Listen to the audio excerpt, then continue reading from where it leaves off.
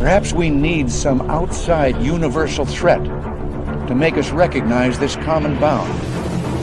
I occasionally think how quickly our differences worldwide would vanish if we were facing an alien threat from outside this world.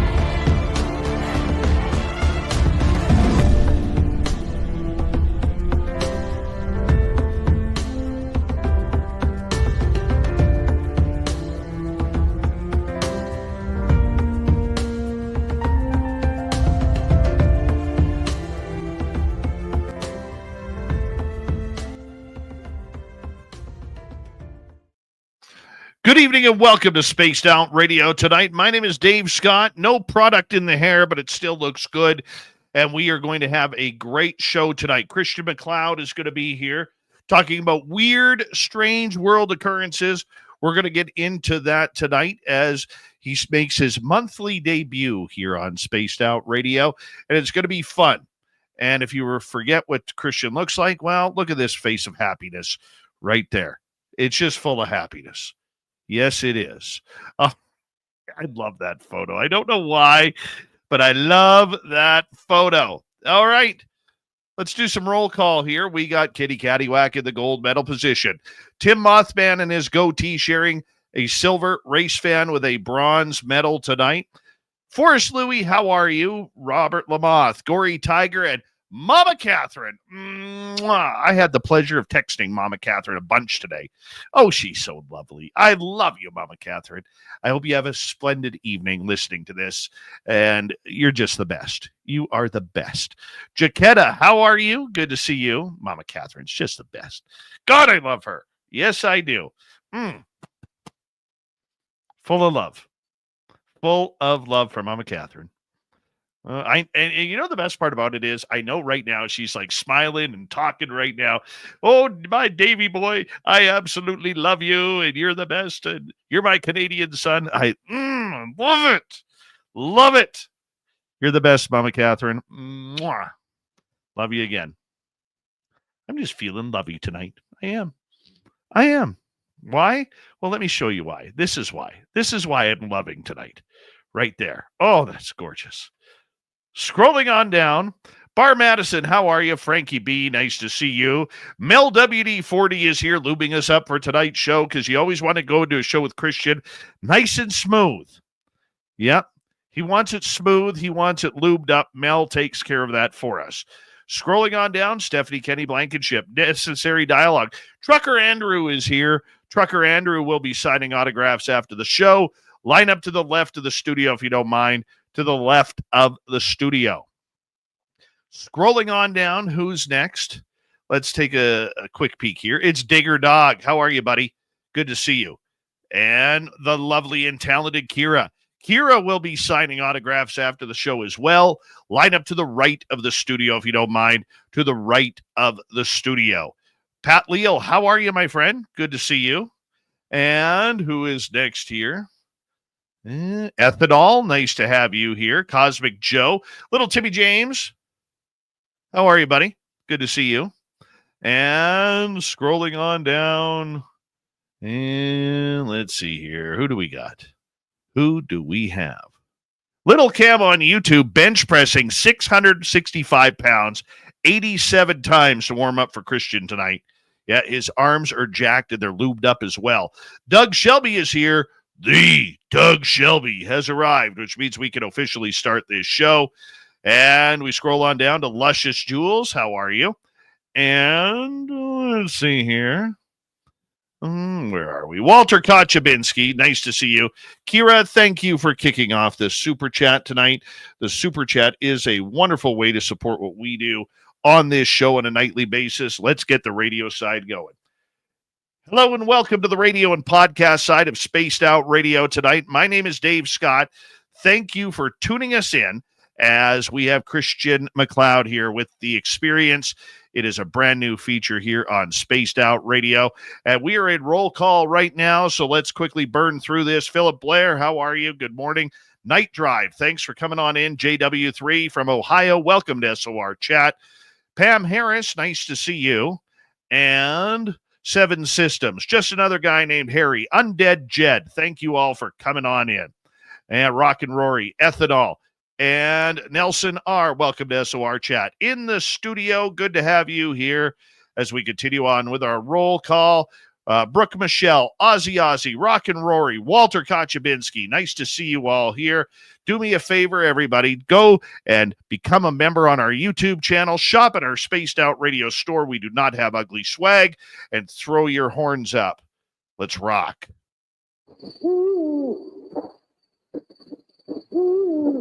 Are you ready to hear your mystic voice of the night? It's time to wake up. He's here.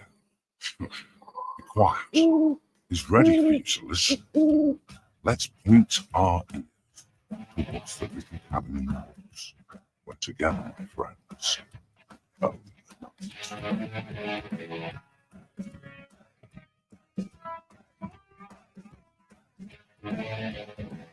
It's time for Spaced Out Radio with Dave Scott.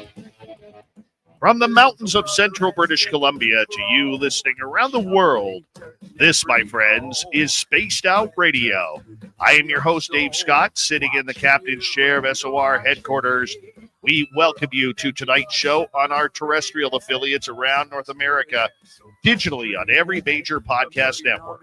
Our website, spacedoutradio.com. We have a plethora of features for you. Rock out to Bumblefoot, read the news wire, check out our swag as well. You can follow us on X at Spaced Out Radio, Instagram at Spaced Out Radio Show, and on Patreon in the Space Travelers Club.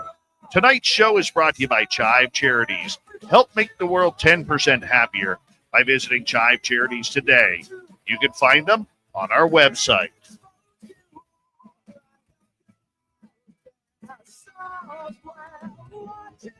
We have an amazing show for you tonight. The man, the myth, and the paranormal legend, Christian MacLeod. He is starting a monthly feature here on this show, which we're going to call The Experience. It's going to be great. We're going to get into some weird, strange news, facts, and so much more with Christian coming up momentarily. Then in hour number 3, Swamp Dweller will kick things off with another spooky story.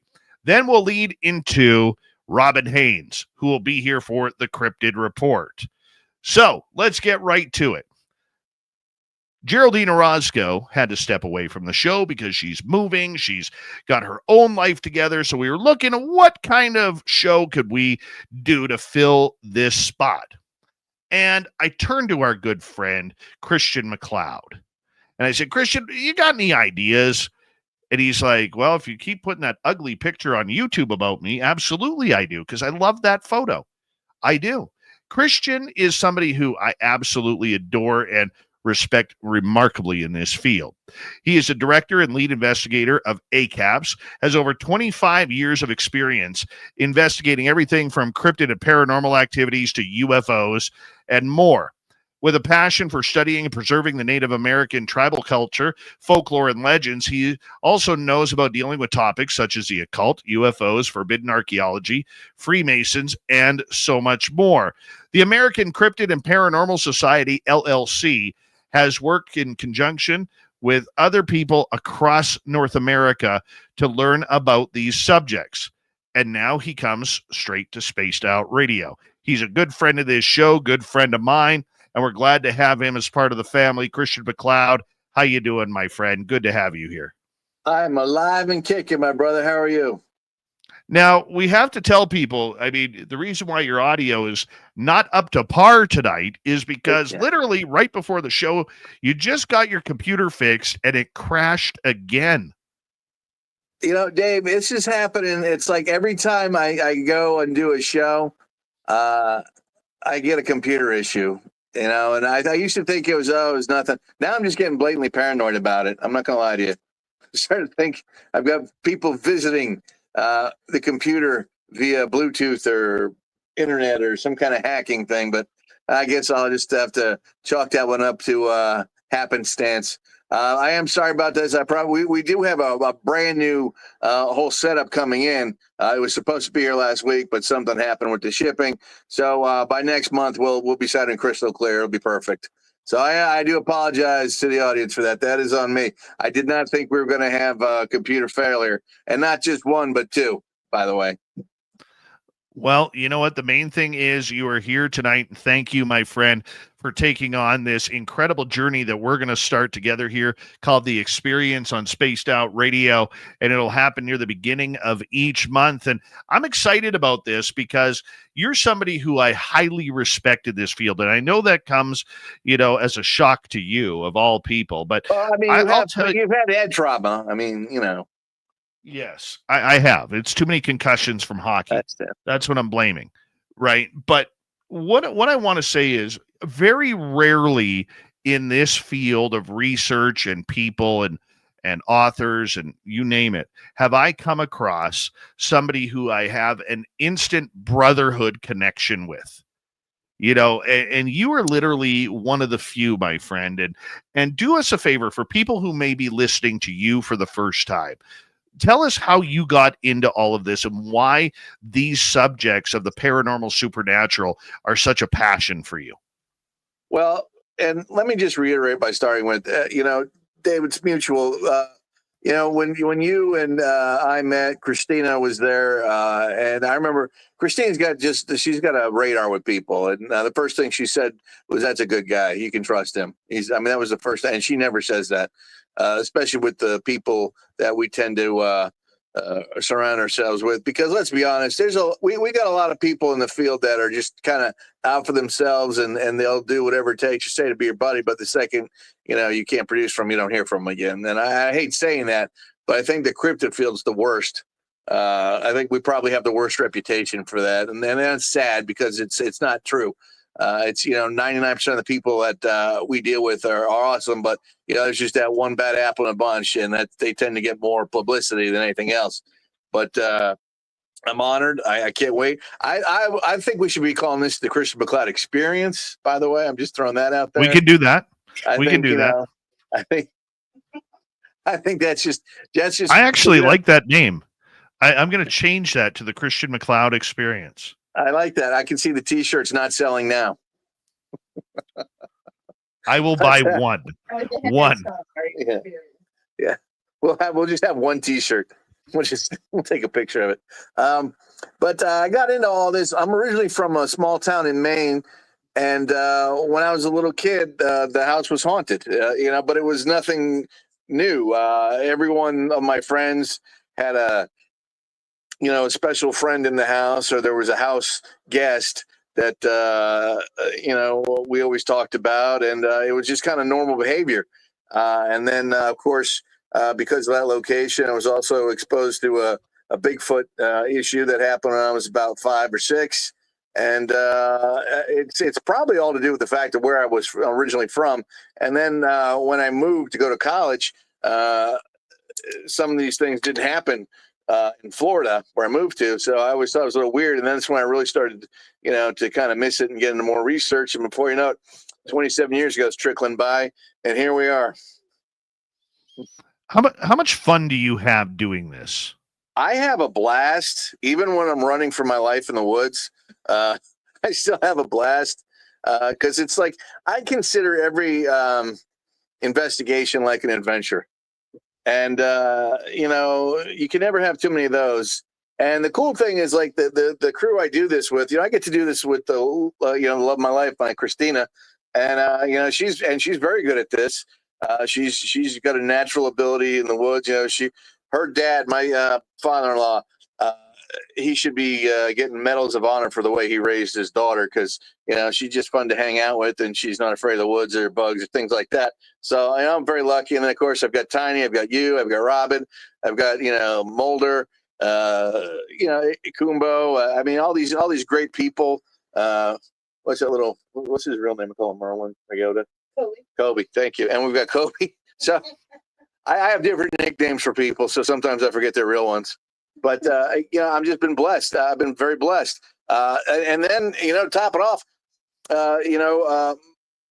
my particular religious persuasion doesn't mock me for what I do. And in fact, they've often told me if I needed help or anything like that, they're there for me. So I feel very, very lucky. And of course, working with Joshua P. Warren and Ted and Brian, it's not like work. It's just like I enjoy what I do to the point where I have fun with it. It's not, I can't. Sometimes it's like hard to believe I get paid for it. So it's just I feel very blessed.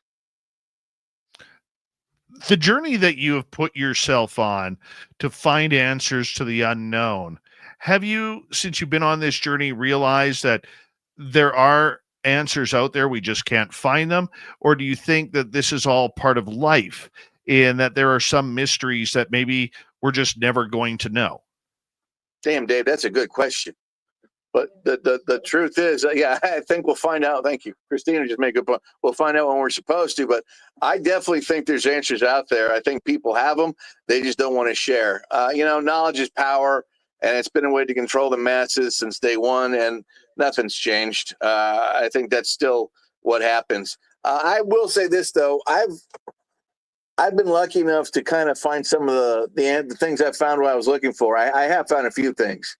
And sometimes the answers are blatantly right there in your face, but they're so blatant you're not thinking that's the correct answer. Does that make sense? It's always right there, and you just have to pay attention. And it's just blatantly obvious. And what is something that you've learned? Well, one of the biggest things I've learned is never waste time. I've spoken, I've seen. I only say this without sounding like a weirdo. I've seen things that I can't explain. I've had encounters with things I can't explain. I've had communication with things I can't explain. But the one thing that I got from the message, the main idea I got, was don't waste time. Don't waste time being upset. Don't waste time being angry. Don't be jealous.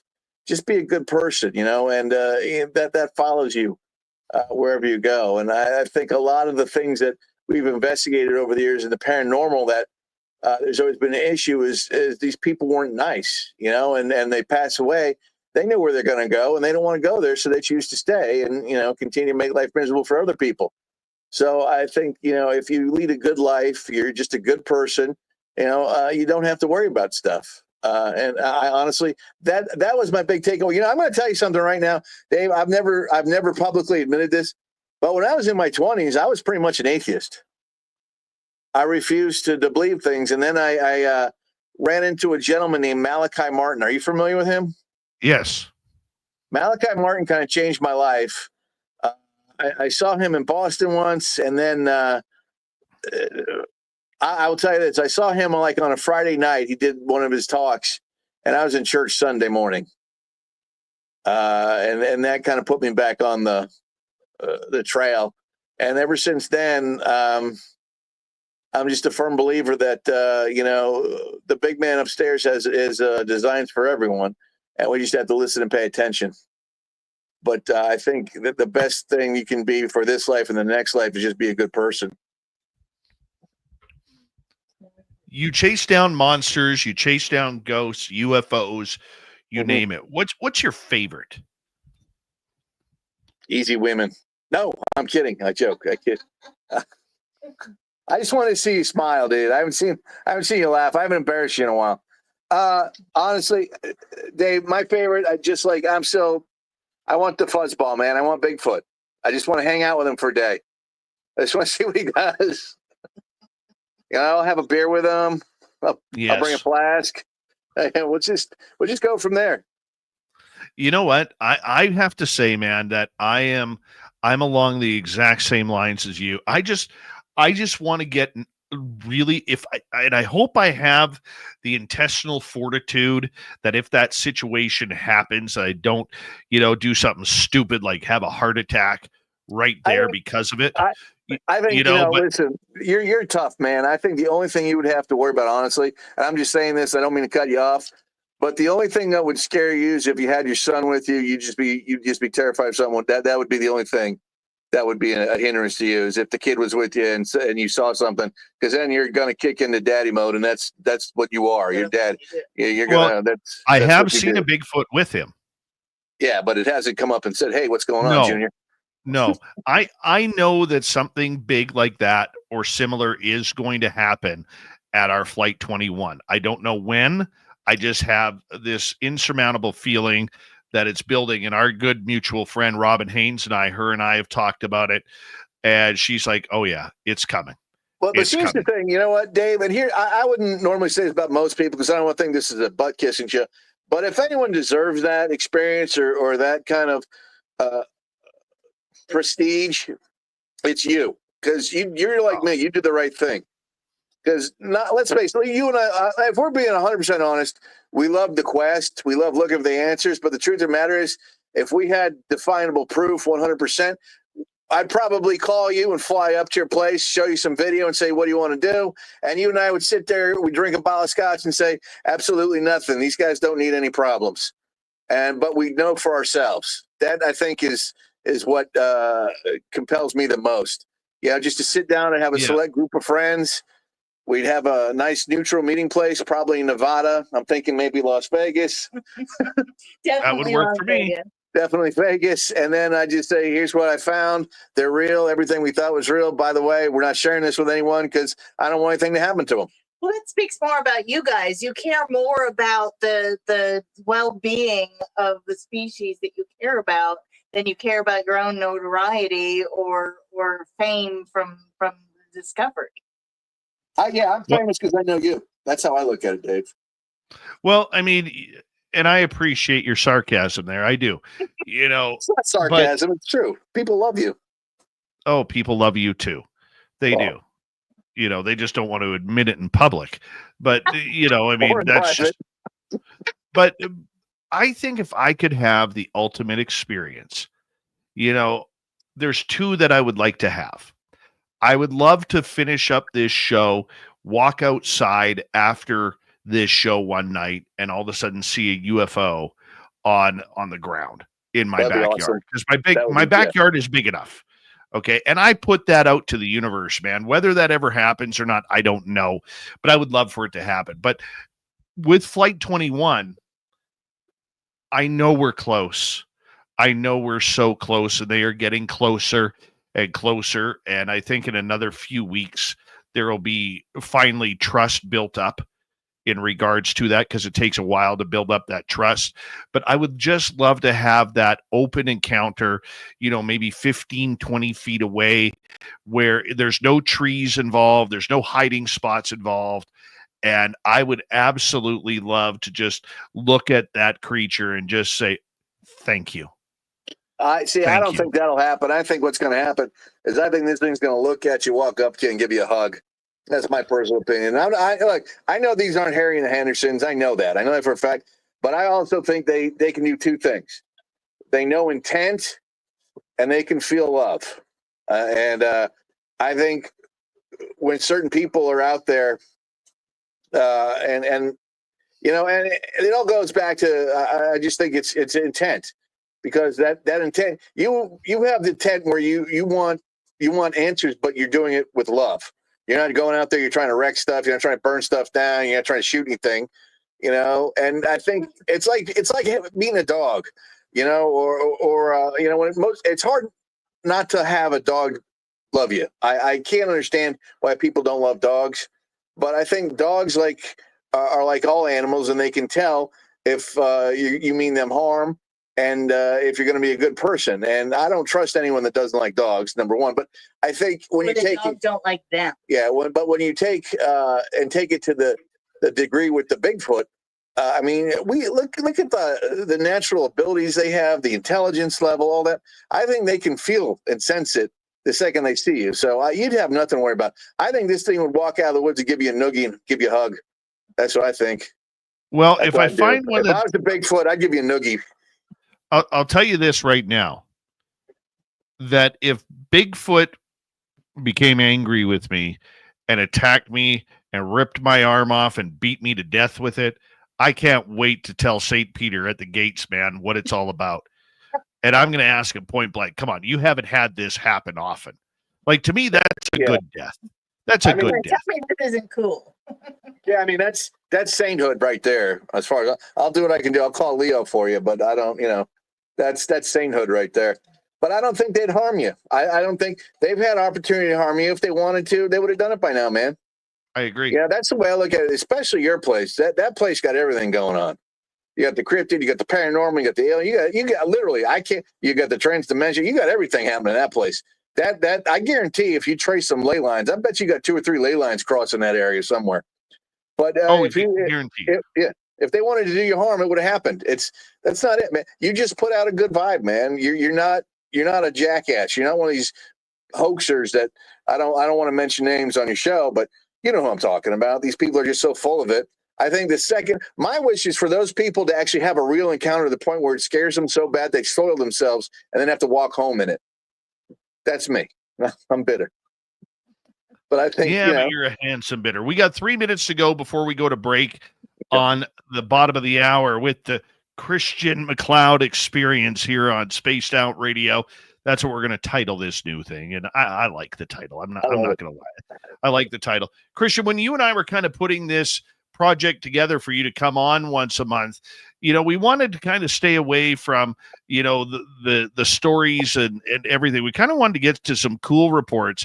And I know what you got planned for us tonight, but how did you come up with a lot of these stories that you're going to be talking about tonight and the relevance to this show? I know you know this about me, but I'm a little bit of a treasure hunter. And in real life, I'm a history professor. I'm sorry, our teacher, and I teach history. And along with history, there's a lot of legends, and there's of course lost treasures and things like that. And when I was forming American Cryptid and Paranormal, our logo is rediscovering lost legends. And of course, a lot of that involves Native American folklore, but it also involves, like lost treasure and things like that. Christine and I and Tiny, we do a lot of stuff where people call us and say, hey, there's an old family legend about someone that robbed a bank in the 30s and they buried it in the woods and it was by this tree and stuff like that. I can't walk away from stuff like that. I'll put a drone up and we'll just take hours of video of the land and we'll go look at it and see if we can find stuff. I mean, that to me, I love that. I love metal detecting, just any kind of treasure hunting. I've always loved that. That's kind of like a passion of mine. And that was actually one of the reasons why I became a commercial diver, is because I kind of got gold fever when I became a certified scuba diver through NAUI. We found some stuff in Key West, and I know you've heard the term gold fever, but let me assure you, my friend, that is 100% real. I spent a year of my life on the water, living on a boat, looking for treasure. And we thought we found something. And then, of course, I believe it was Hurricane Charlie wrecked that. But I don't want to talk about it. There's no need. And someone brought up a piracy charge that may or may not have happened. That was not necessary. And it's just one of those things where it's just kind of like in the blood. It's in the DNA. You know what I mean? And I can tell you right now that if you gave that, I know you got a lot going on. You're a busy man. You're your husband, your father, your businessman. You got this going on. But I guarantee you, if you got 15, 20 minutes with a metal detector and you found something, you'd be hooked. So that you was know what? Like I would agree. I would agree with you. I just don't need another hobby right now because I don't have time. Dude, I totally get that, bro. I totally get that. It's addictive too. We've got a new metal detector that we can use underwater with our scuba gear. We are itching to try it out. Well, before we go to break here, the one thing that I would tell you guys to get you excited to come up here, there is a lot of lost gold along the Gold Rush Trail. You got to check that out. We have the Christian MacLeod experience happening here on Spaced Out Radio. It is a brand new segment that we will bring to you each and every month here on this show where we talk about monsters, legends, hidden gems around the world. It's going to be interesting. I hope you enjoy it. I'm going to. We get started next.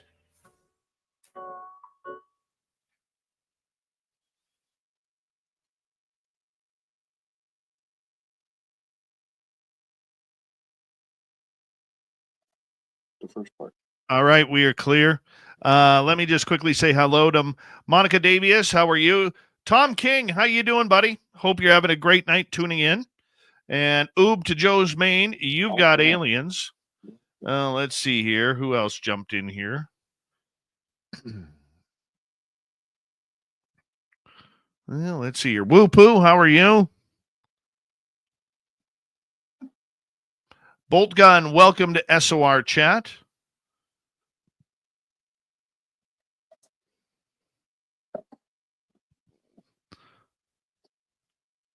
Where are you again?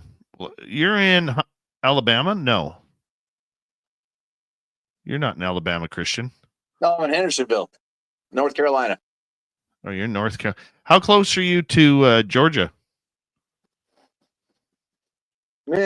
Hour. Cool. I might be planning on something.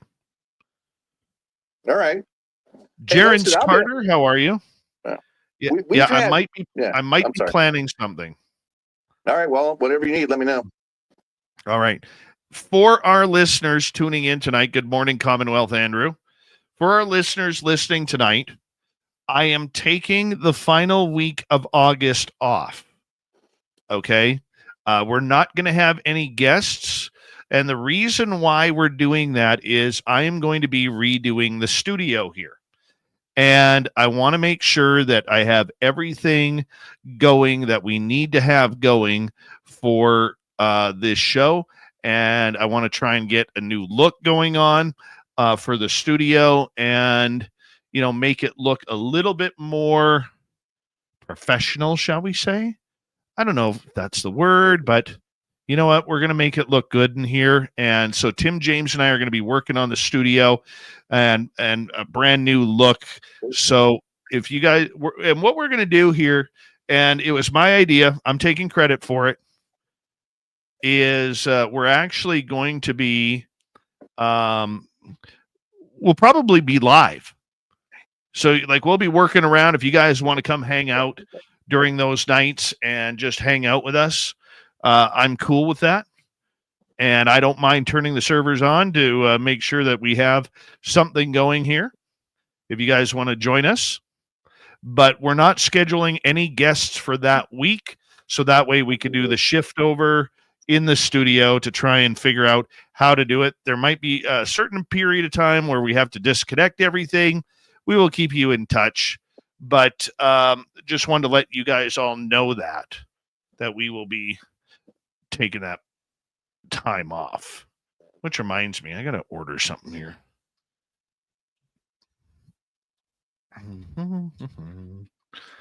Yeah. I logged in, yes.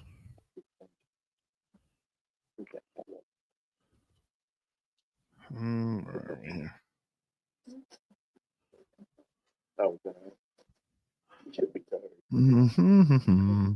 That's the board we want.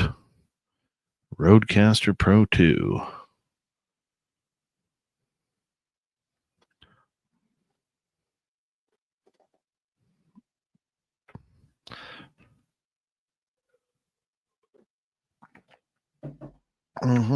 We got about a minute and a half there, Christian.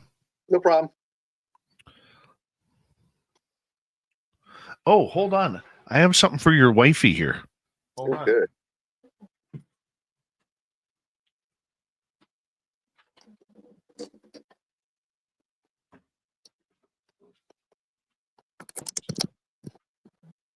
Now, I don't break this out for just anybody.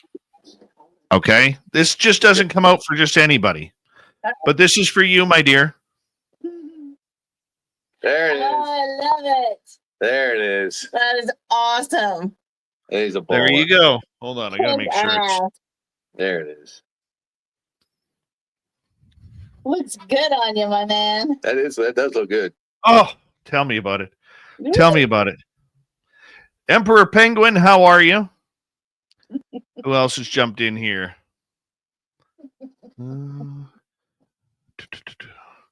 Kira, when are you and Mark coming up? You're supposed to be coming up here soon.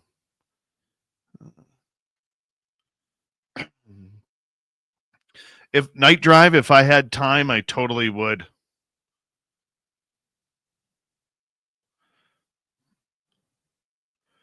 All right. Thank you tonight to our lone super chatter, Kira. Sweet Donna C., how are you? Don't forget, you can join our membership on our YouTube channel now as well. Shop at our Spaced Out Radio store. Why? We do not have ugly swag, people. No ugly swag. So check it on out. Here we go.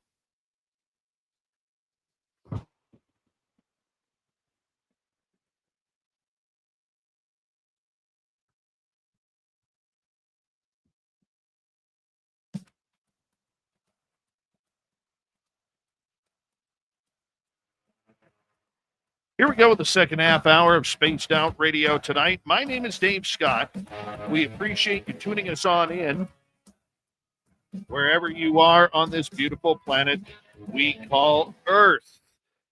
Reminder to all of you that if you miss portions of this show or others, you can always check out our free archives on YouTube or any major podcast network. Our website, spacedoutradio.com, we have a plethora of features for you.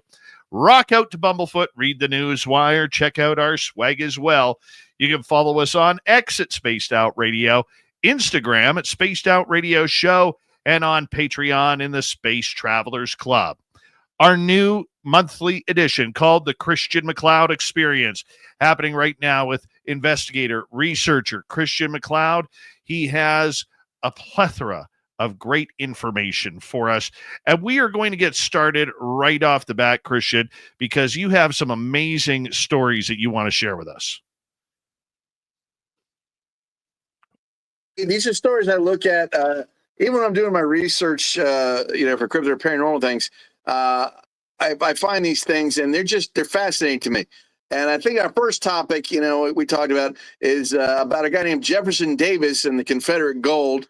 And that also involves something called the Knights of the Golden Circle. And it is an incredible story because it basically talks about the $200,000 worth of gold that disappeared after the Confederates fell during the Civil War. And for those of you who are not familiar with that, let me give my Canadian brothers and sisters a little update on that. That was what ended slavery in America. I'm sure you guys know that, but I just like copping off on that. So we know what we're talking about. We're talking about from 1861 to 1865. And it also involves the assassination of the president of the United States, one of the greatest guys that ever lived, a guy named Abraham Lincoln, 16th president. And all the things he did for the country to turn it into the great place that it is today. And there was a lot of people working against him that were even in his own party and cabinet, but it all connects basically through gold and greed. And I think most people can they can look at today's lifestyle and think, what? Not a whole lot's changed, has it, Dave? It's all about what? It's all about the ducats, even today. You got that right. It's a cool story. So what happens is the Confederate States of America were actually established before Abraham Lincoln took office in March of 1861. And they had, of course, again, their Jefferson Davis was their president, and their vice president, a guy named Alexander Stephens. And their ideology was basically, slavery is what keeps the bank going. It's what's paying the bills. And I know how sad that is to hear a human being say that, but that was the times. You know what I mean? That wasn't. I'm not saying it was right, but I'm saying that was the way the world was back then. The South in America was definitely, at this point in time, a powder keg, because you had people that did not want slavery, and the people that wanted slavery were the ones that basically were controlling the economy in the South. Now, what most people don't realize is, while all this is going on, you know who's sticking their nose in everyone's business, right? Is England. England hasn't left the colonies they've always had their little finger on the button and they've been waiting for something to disrupt. So one of the problems with having the Confederate States of America is they were very much in league with London and England and the Queen, and they wanted us to basically fight to the point where they would come in, take over, and straighten everything back out. And that's kind of one of the reasons why it's so important to remember that the Confederacy was just a horrible thing, because they probably would have been the demise of the United States of America. And that would not have been good for Canada at that point, because the French influence probably would have been, attacked again, if that makes sense. So it would have been a whole different world. Does that make, you see where I'm going with that? I see where you're going. This is a nice history lesson. Thank you. Well, you kind of got to have the history to get the whole story. So Jefferson Davis, towards when he's realizing that the Confederacy is going to lose, he disappears from Richmond, Virginia, with what they think was between $200,000 or $1 million in gold, cash, and jewelry. And he is basically, he's on the run, and he's hiding from everyone. And then he gets arrested. And when he gets arrested in May 1865, he was it's actually kind of funny. He gets arrested, and he's wearing his wife's shawl. So when he gets popped, a lot of people think he's disguising himself as a woman. In all actuality, what he was, it was probably because it was cold, but I like to think the shawl thing is true because it kind of makes me laugh. Now, see, the problem we have historically is what most people don't realize. Had Jefferson Davis not been in league with the Knights of the Golden Circle, and we strongly believe that the Knights of the Golden Circle are the ones who went to John Wilkes Booth basically to assassinate Lincoln in Ford's Theater, he probably would have been better off, because what most people don't realize is when President Andrew Davis takes over, Andrew Johnson takes over, he's not a fan of what happened in the South, and he kind of hands it to him a little bit more, and that's where you have all the Reconstruction issues start from. So the whole thing, and the reason I'm going over this the way I am is because the whole thing is connected. Does that make sense? Yes. I mean, it's all connected. Now, Davis gets arrested on May 10th in Michigan, and the thought process is, guess where he's running to? Canada. Exactly. Why is he going to Canada? Freedom, and he's got a foothold with the Knights of the Golden Circle there. Okay. Because what they did, they established a foothold in several Canadian major cities in Canada years before the Civil War happens. And the truth of the matter is the Confederacy knew that was going to happen, and then they were planning for it. I mean, these people, as much as you can say about these people are not stupid. They were very methodical in the way their planning was, and then they were thinking ahead. Now, I can't possibly imagine a world where they thought they were going to win towards when 1864, 1865 happens. So I think they were planning on disappearing with this before that. Now, before Davis gets arrested on May 10th, he entrusts about $90,000 of gold to two naval officers from the Confederacy. And guess where they're taking that? Canada? No, England. Wow. They're taking this Part to of England. Commonwealth. Same thing. Yeah. I mean, they're taking it to England to hide it so they can have resources for then when they think they're going to start again. Because the whole time the Confederacy is falling, they don't realize that they're done. They think that they're going to rise again. And most people don't realize that. There's this huge belief, and it is throughout the entire South, that the Confederacy will not fall. And if it does, it will rise again. That mentality is still in several states. I'm proud to say that I don't quit to any of them, but it's still a thought process up here. Now, whether or not you believe in any of this stuff, it's a good story. But what happens is the Confederacy money disappears. So you've got the $1 million in gold that Davis had that vanishes, and then you've got the $100,000 in gold that those two sailors had took to England. That vanishes. All right. Of all the money that was taken by the Confederacy, all right, only $140,000 were recovered. And the problem is, for the last 150 years, there have been rumors and allegations that the Confederate gold is basically buried somewhere. And a lot of people think it's Virginia. Now, let me ask you this. You ever seen the movie Gone with the Wind? I never have, to be blunt. All right. Margaret Mitchell wrote Gone with the Wind. She was actually my great aunt's college roommate, funny enough. But when she writes Gone with the Wind, she actually brings in part of this legend. And there's allegations that Clark Gable, who played Brett, what was his last name? Rhett Butler, excuse me. He plays Rhett Butler, actually is the one that stole all the Confederacy gold. And that's where they get their wealth. I never knew that. That was never even. It's like a Da Vinci Code. Yeah, that's kind of, yeah, exactly. It's like a Da Vinci Code type situation. I was never familiar with that, even as many times as I saw it. And then there's another movie from 1966 called The Good, the Bad, and the Ugly. And they're going for $200,000 worth of gold that was stolen from the Confederacy that was allegedly hidden in a cemetery. Now, from my own personal experience, I think if there was gold stolen, a cemetery is a great place to hide it. Because a lot of people won't desecrate holy ground. Now, me, $200,000 back then, I don't even know how much money that is today.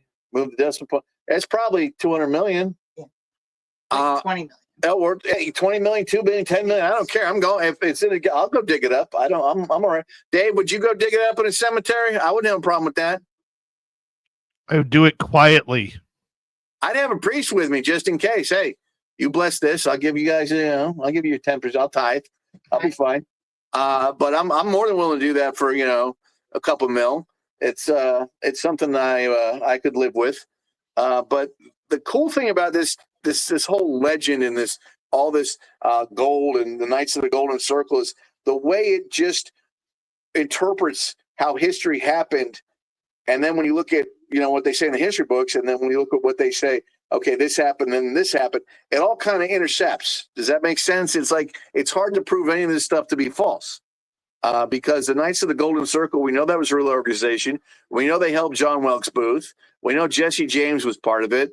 And one of the reasons why he was robbing so many areas off the railroad back then was because he was building up money to, guess what, start the Confederacy again.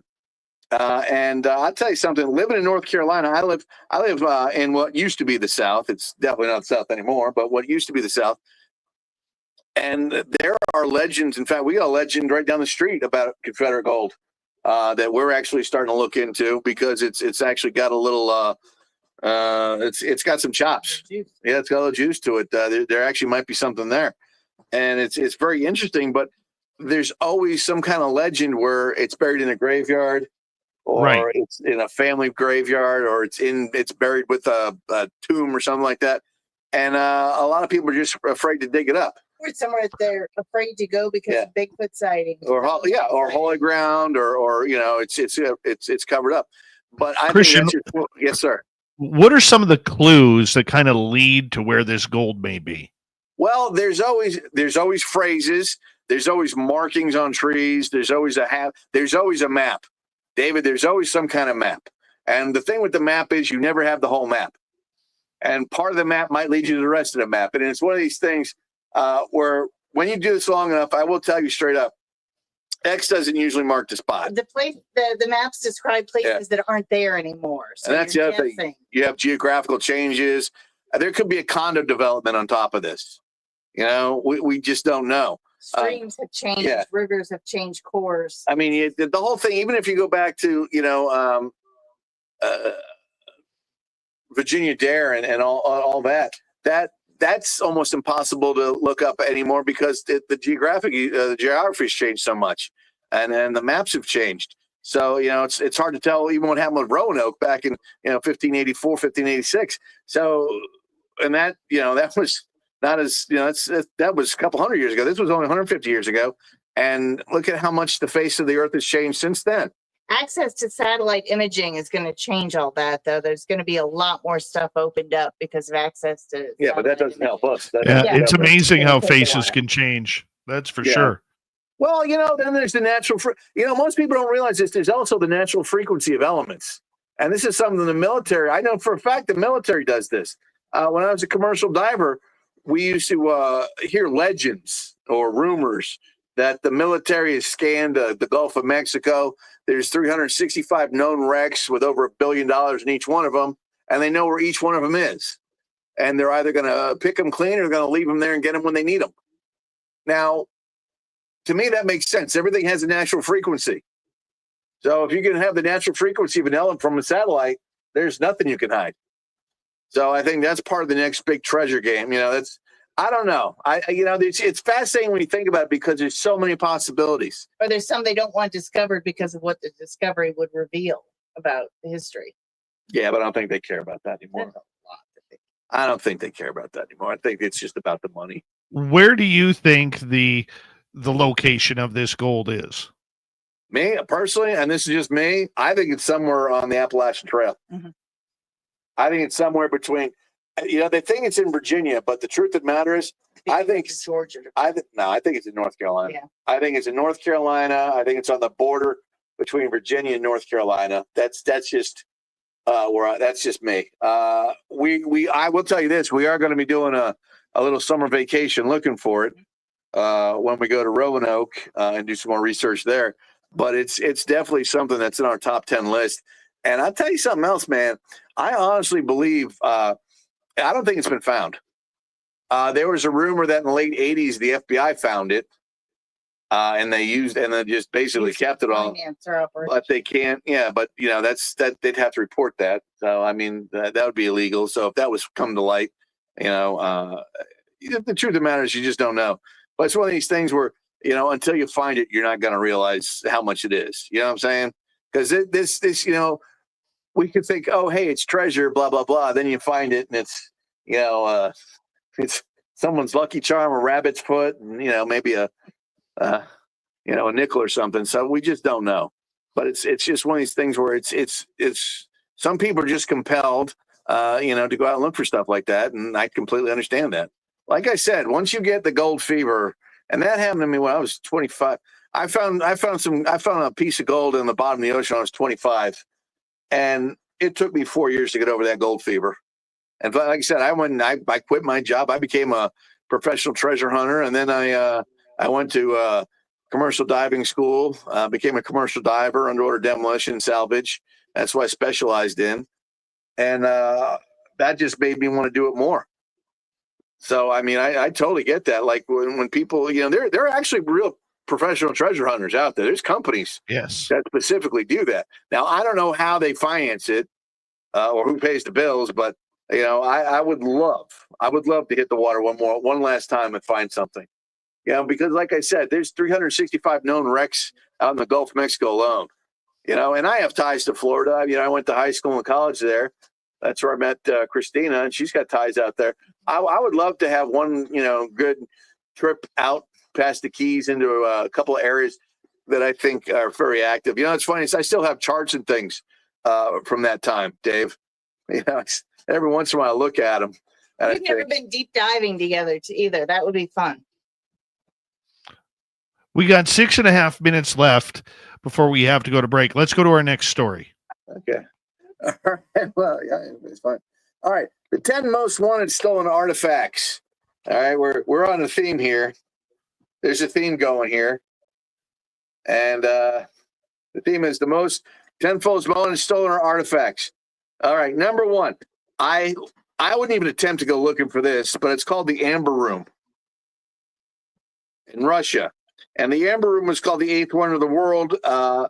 It was completely covered in glowing amber panels, gold leaf, and dazzling mirrors. A room so beautiful that reportedly took the breath of anyone away from it. It was built in the 18th century in Russia's Catherine's Palace, and it was symbolized imperial splendor. And it was stolen, of course, in World War II by the Nazis, dismantled and transported entirely out of Russia. And since then, we have no idea where this is. Now, this is a story I think is cool because not only do you have the theories that it was completely taken apart, it was allegedly taken apart and put in 2 train cars. And then, you ready for this? Guess where it ends up?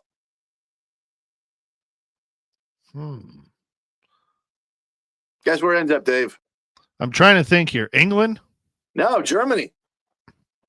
Allegedly, it goes on to the Germany-Polish border, and they completely blow up a tunnel system that it's hidden in, And to this day, that's where it is. Now, I actually spoke to a guy that was checking on this in the 90s. This was years ago. I met him at a actually, it was kind of a convention for treasure hunters, but it was more like a equipment thing. But I met him, and he had materials and blueprints of a train station that was allegedly blown up to keep this stuff hidden, so they could come back and get it after the Reich fell and people forgot about it. Now, if you believe in this, of course, you're going to have to believe that Hitler didn't die. He went to Argentina. I've read the CIA documentation on that. I don't know if you have, but Hitler, I don't think he died in World War II. I think he died probably in the 70s in Argentina. But this would make sense because that all connects. Because if you read, I mean, look at where they found the boys from Brazil. I mean, they were all the Nazi scientists, and where were they found? Brazil, Argentina. So it's probably something that was going to be tucked away for something later. And I'm guessing that's what they did. So the truth of the matter is they've never found that room, and they think that it's hidden in the German-Polish border, but it was collapsed on both sides purposely and has yet to be dug out. Now, whether or not that's true, who knows? Who knows? I firmly believe that it's a possibility. I think it's totally possible because there's still things we have no idea that happened in World War II. We don't even know what happened to Hitler, do we? You can't identify. You can't. People, when Russia says, "Oh, we found his skull," and it turns out it's a woman's skull. That's not. Okay. We don't know what happened to Eva Braun. We found what they found 2 burnt up bodies. It could have been. We don't even know who those people were.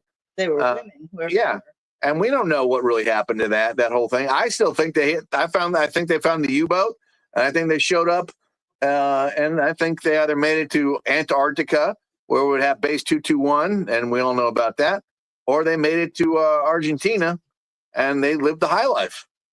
I mean, you basically have little Germany. Have you ever seen the documentary on that? Yeah, it's pretty crazy. I mean, where else are you going to put? I mean, who else is going to put up Nazi paraphernalia in the 50s than Nazis? I mean, and then they had that whole mountain area, and all they do is speak German. And I don't know about you, but the last time I was in South America, a bunch of blonde-haired, blue-eyed people running around the mountains singing "The Hills Are Alive" didn't look Hispanic to me. So, it's just one of those things where I'm definitely thinking that probably happened. What's number 9? Number 9. We got 2 minutes. 2 minutes. All right. This one's still something very interesting to me because they think that this one is, so it's called the Gardner Museum heist in the USA. And this is about in Boston when 13 masterpieces were stolen out of a museum, and they came up to $500 million. And then they were allegedly found recently, not recently, probably 2 years ago. Now, the problem with that is, from what I understand, they haven't talked about it much because the alleged paintings they found may or may not have been forgeries. They can't prove if they're real. So we can't prove if they're real or not. It's inspired a ton of movies and TV Oh, yeah. shows. Well, it's a total heist. I mean, who wouldn't want $500 million in art? Let me ask you something, Dave. What would you do if someone says, "All right, Dave, we're going to pull a heist"? Of course, we have the A-Team van because that's really all you need to pull a heist. And we want you in for $500 million. What's your thoughts on that? You can steal all these Renaissance and Impressionist. I would do it for a Klondike bar. No one gets hurt. That's the deal. I'd do it for a Klondike bar. I would. A gold Klondike bar. Actually, I just had that Heath Bar Crunch Klondike bar. It was delicious. Really good. It was great. This is my favorites. So over 3 decades later, the paintings remain despite enormous reward. People just don't know where they are. Now, here's the thing with this. I personally think that not only were they found, but I don't think they wanted to pay the lost fees on them or return them because I'm pretty sure, I could be wrong, but I'm pretty sure I remember reading these guys got a payout. So here's my thing. Would you rather have the $500 million in cash or the art? Let me think about this for a minute here. The art and the expertise of the geniuses who stole them. I mean, frankly, I got to give these guys more credit than the artistes because these guys, I mean, putting a heist together is not easy. These guys, they killed it, man. That should have been. Aren't they making a movie out of that? Or They've made a bunch. did they make a movie? So it's seriously, they've made a bunch of. it's just it's a cool thing. I mean, and you know what? Every guy wants to do a heist. Let's be honest. Exactly. Let's It's be in honest. their DNA. That series I Hold just right there, watched, guys, because Blood and we are going Treasure. to go to break here at the top of the hour. The Christian MacLeod Experience on Spaced Out Radio continues right after this. This is Spaced Out Radio with host Dave Scott.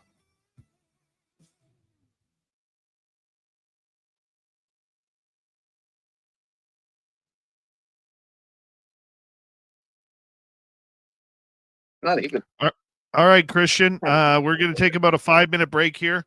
I'll be Okay. right back, okay? No problem. All right, Christian MacLeod, everybody. I'll be right back. We'll just let you look at his beautiful picture because I'm nice that way. It's gorgeous. Best picture I've ever taken right there.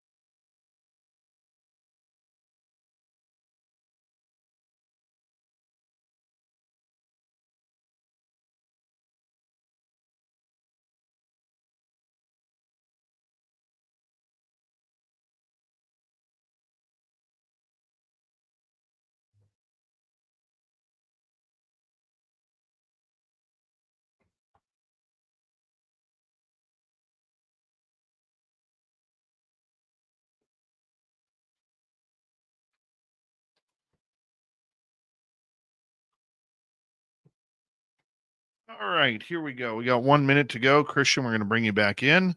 No problem. There we are. Anybody join in while we were waiting? I don't know. We were discussing the couch. Marie K., how are you?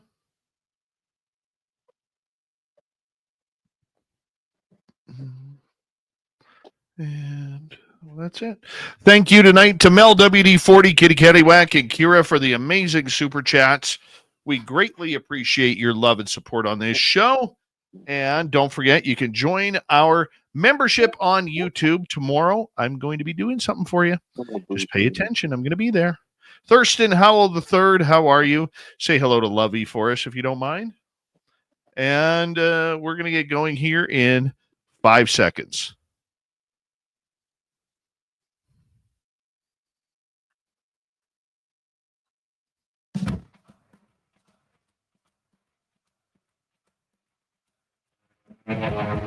Here comes hour number 2 of Spaced Out Radio tonight. Good to have you with us.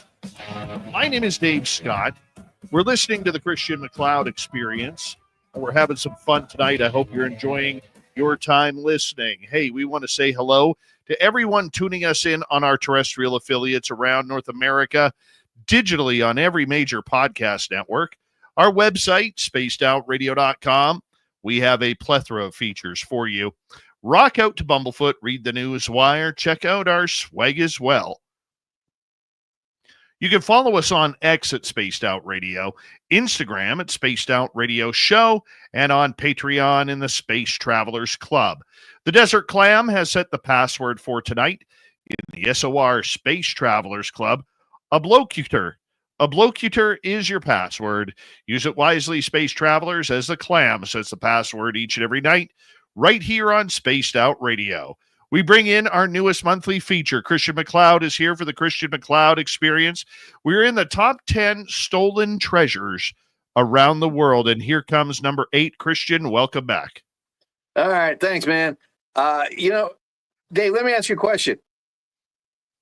Have you ever seen the crown jewels of Ireland? No.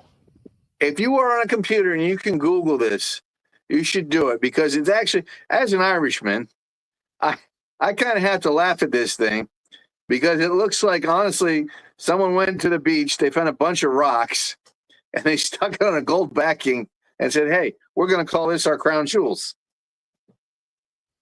And they actually disappeared in 1907, and they were stolen from a Dublin castle without a trace. And to this day, absolutely nobody has a clue what happened to them. I have a theory, but that's just me. And before we start talking about it, I really would like you to take a look at this thing, because it's something to behold. Because I want you to think about this when you look at like the English crown jewels or any other crown jewels from any other country, and then you're going to think to yourself, what happened to Ireland? Yeah, those are ugly. That's for sure. They don't look like anything. You see, they look like a bunch of rocks. You know, I mean, they're not even shiny. You know what I'm saying? Yeah. They're supposed to be crown jewels and everything, and it's just nothing. The theft happened just before King Edward VII's visit to Ireland, causing massive embarrassment to the British crown. Suspicion fell on a gentleman named Arthur Vickers. He was the Ulster King of Arms, responsible for the jewels safekeeping, but he maintained his innocence until his death. Some believe the Irish Republican Army stole them to fund their independence and movement. Now, to me, that makes sense. But I have to think to myself, who looks at that and says, hey, here's an idea. Let's steal that and make some money. And again, if the viewers would just Google the crown jewels of Ireland, they would see what we're talking about. I just don't see it, man. Dave, just by looking at that, do you even see anything worth it? I mean, there isn't a finished stone on that thing. No, they're pretty ugly.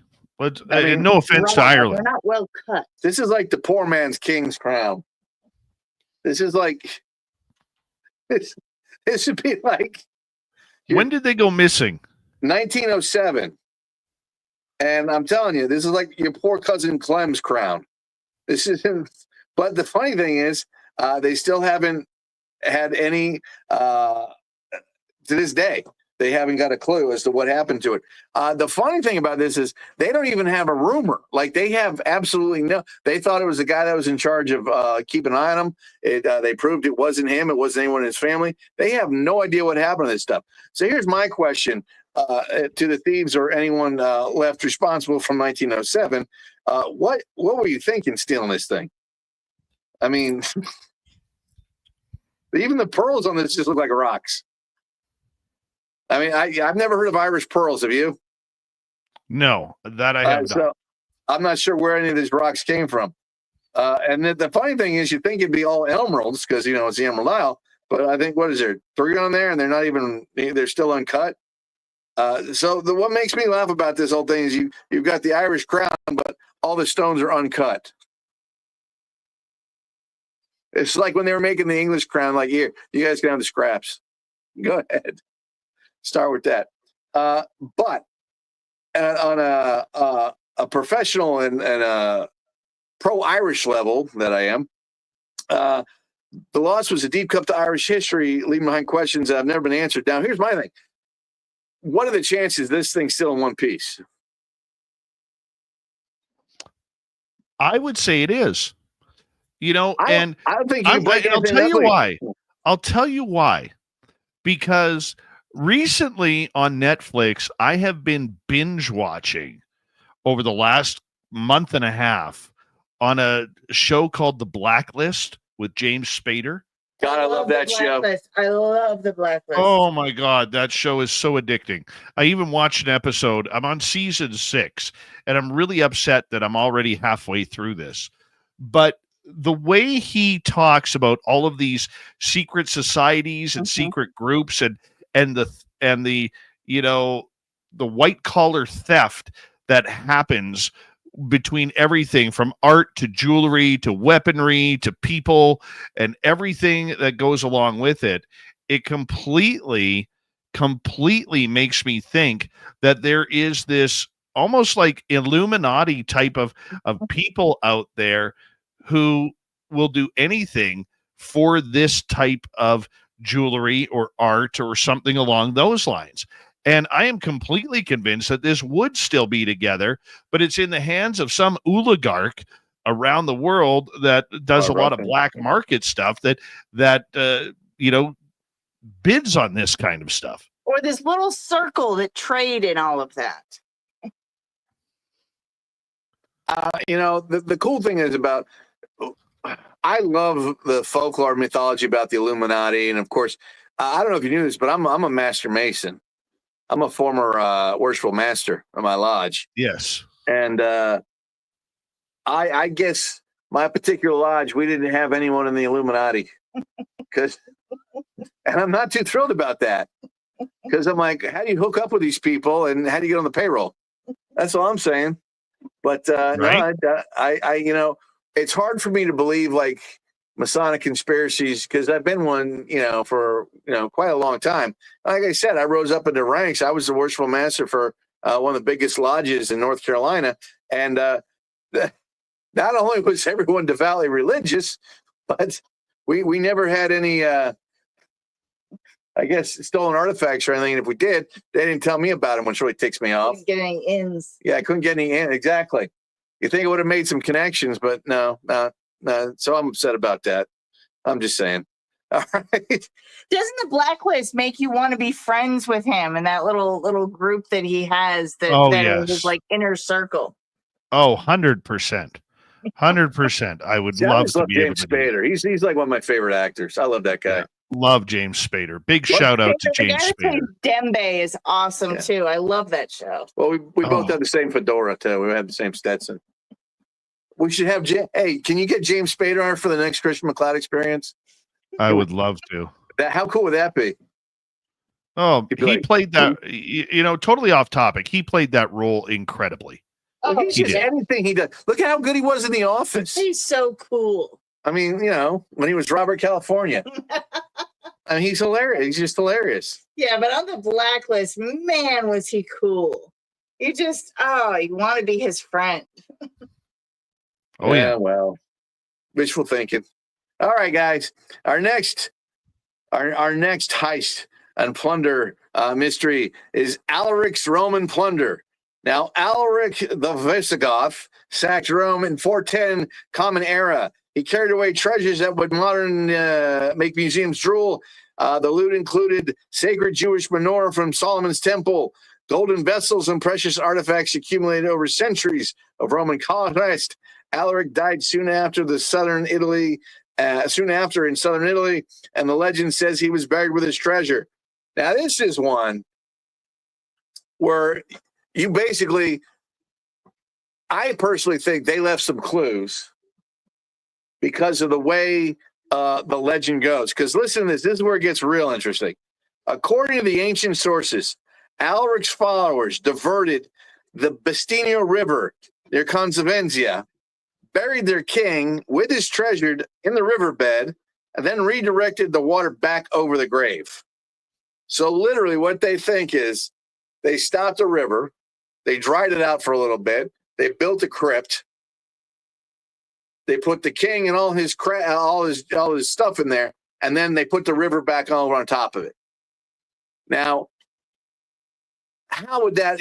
Do you even think that's possible? So you'd have to get under this raging river. 410. We're talking 410 Common Era. So we're talking 410 after Christ. We're talking the year 410. I don't So think they diverted technology. a river for that. Not at all. I don't think they could have. Now, a lot of people think the Egyptians diverted rivers to move, which I don't believe. I believe that's 100% alien. I don't believe that had anything. That's just me, but that's different. That's a different topic. We'll talk about that. They didn't do it, or you think it was alien technology? It was alien technology. You can't, to this day, we can't put stones together the way those put together. They're 5,000 years ago. And you know how much research I've done on Egypt. I'm looking at the wall right now. Mm-hmm. That's going to be one of our topics next couple of months. The Egyptian, what I like to call it, conspiracy, because what everyone thinks happened with Tut didn't happen. It's a whole thing's a conspiracy. But we'll talk about that in a couple of months. Now, here's the interesting part. Multiple attempts have been made to drain and redirect the river, but they've all failed. Modern archaeological surveys continue, but Alaric's grave remains elusive as the king was in life. In other words, what's the chances of this thing being real? Now, the menorah from Solomon's temple, that is something that's right up there with the lost Ark of the Covenant. Yeah. People have been looking for that bad boy for centuries. But here's my question. What is the archaeological value of something like that? Do you think, Dave, that people would actually do the right thing and turn that in, or you think they melt it down, sell it for scrap gold?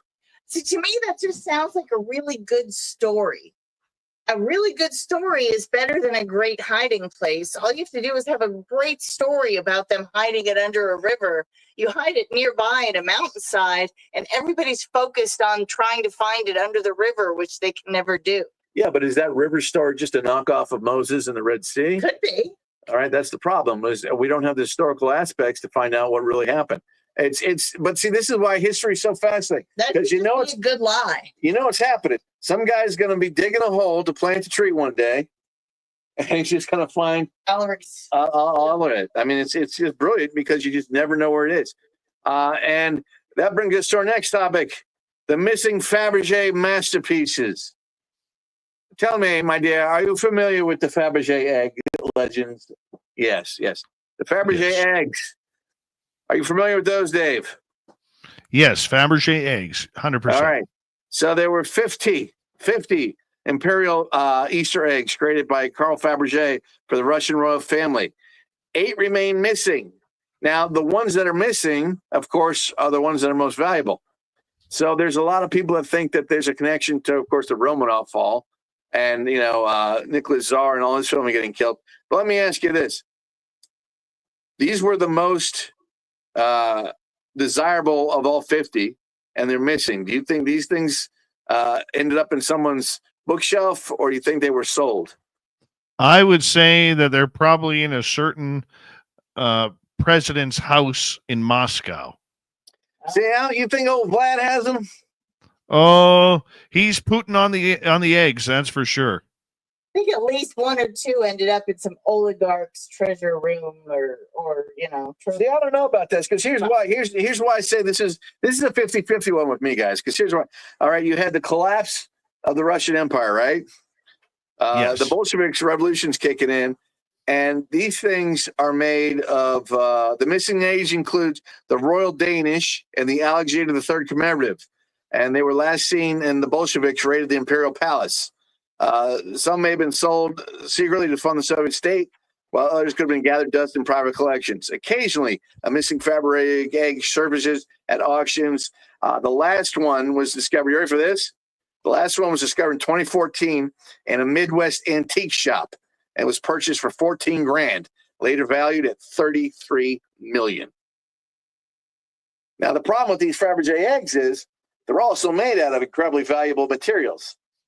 So if you're some guy that's trying to start the Communist Party, you're not looking at this thing like a piece of history. You're looking like a Marines production, okay? Because that's their whole thing. So you want to march this thing up, smash it down, sell the platinum, sell the gold, and sell the silver in it.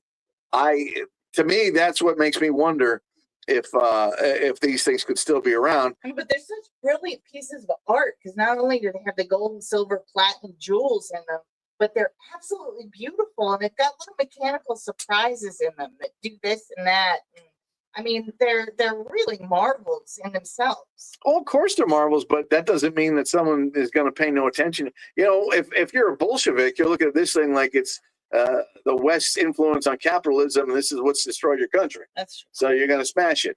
So I think the problem is Some of them have been destroyed. Of course they have. But I think what you got here is I think you got a case where some of them very might be in Vlad's back office. Some of them could be, who's to say that one of the Arab families, the Arab Emirates, doesn't have it? They have enough money to pay for something like that. I mean, they do. Or it could end up it could be in China. The bottom line is we don't know. What a crime, though, to smash something amazing like that for its parts. Right, but they don't get again. Look at the time frame. Yeah, they didn't care about that. Dave, let me ask you a question. You run onto a Fabergé egg. What are you going to do? I'm going to sell it. I'm putting it up for auction. All right, I'm with you. So if we find one, we'll just sell it. One of the things that makes me laugh is like when people do like this historical search and they find these things. They really don't make much off of them. You know that, right? That's why these companies that are actually professional divers and treasure hunters don't disclose what they're doing. I was in Sarasota, Florida, when that group from Tampa found the $33 million in silver off the coast of, was it Norway, Denmark, something like that? And they actually brought it up, put it in Lowe's buckets, and took it to the Sarasota, that gem house or the coin place. Yeah, the exchange. And the exchange there, they actually had it in buckets.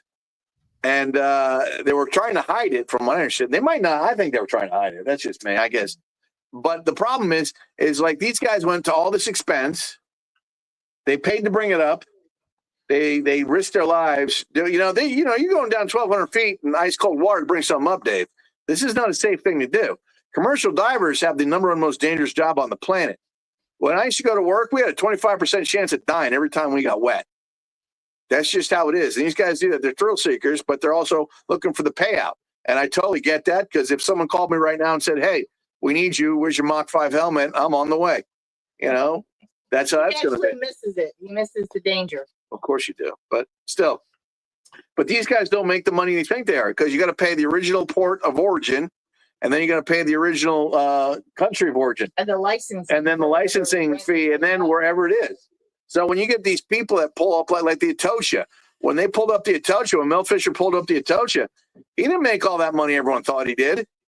He made good, don't get me wrong, he wasn't suffering. But remember, he had all those investors he had to pay, but he still had to pay the port of origin, which was Colombia, and then the country over Spain. So they all got a taste of that action. So when these guys go out there and put their lives on the line, they're basically, just doing it for the historic aspect because they don't get to keep it. They might get to keep 1%, maybe 2% if they're lucky. So is that fair? No. Absolutely not. So here's the thing. if I found, and I'm just being honest with you, Dave, if I said, Dave, I'm going to go to the Bahamas, I got an idea where a wreck is from some of my old treasure hunting days. I'm looking at some of my maps and some things have cleared up. I'm going to need you to invest me, give me 10 grand. And I need you to fly down there in a week to help me out. And we unload all this gold. What are we going to do with it? Well, we're going to call Raymond Reddington and see if we can figure out a way to pawn it off. That's for sure. We got 3 minutes. We got to get going here. To smooth things over. Actually, you're wrong. You're both wrong. You know what you do? Really? Honestly? Because I've thought about this. You don't talk about it. You get it on land, and then you take it to someplace, in the middle, I don't know, say New England. So You get, no. You got to think big here. All right? You bring it up to today's smelting rates. How much is American gold? What's the percentage of any impurities in American gold? I'm Canadian. I have no clue. Okay. It's 99.999% pure. All right. The problem with the gold in that time frame is they used to use a lot of mercury in its reference. So you got to burn off all the mercury, and then you got to bring it up to today's standards. Basically, you have to turn all that antique gold into new gold, and then you have to sell it. Now, where do you sell it? What's one of the biggest gold exchanges on the planet? Anyone know? Anyone? It's not New York City. We're going back to the Emerald Isle. We're going to Dublin, and they're going on the gold exchange. And then you say it's family money, family gold. They don't ask you questions. And then you start flooding the market with it. And then when they test it, right. But when they test it, what does it come up as? No, it comes up as modern gold because you get a metallurgist to fix it. See, there's a whole lot of things you have to do to make this a win-win situation. And that just happens to be, not that I would know or have ever thought about this. I've thought about this a lot.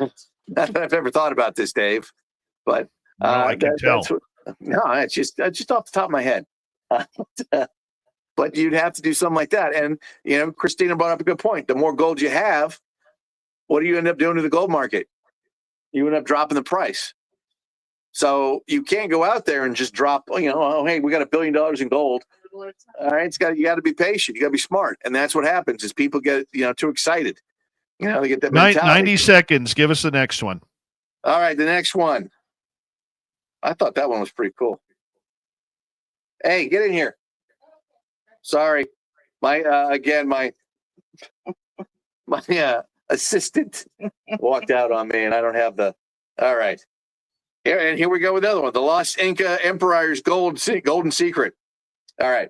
This is one of my favorites. This is also called the Golden Triangle, but when the Spanish conquistadors captured the Incan Empire of Antioquia in 1532, they demanded a ransom of gold that would fill a room 17 feet long, 12 feet wide, and 8 feet high. The Incas began delivering this ransom, but when they learned the Spanish plan to kill Atahualpa, anyway, they hid the remaining treasure. Now, here's my question. What are you going to do with 17 by 12 by 8 of 24 karat gold? Because somewhere that's laying around. Room of gold.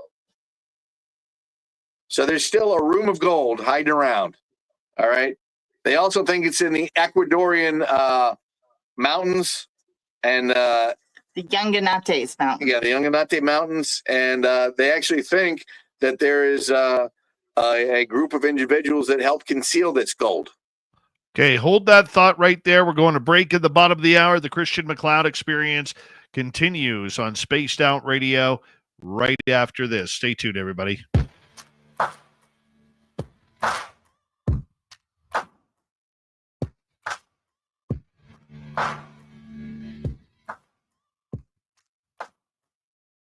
You're listening to Spaced Out Radio with your host, Dave Scott.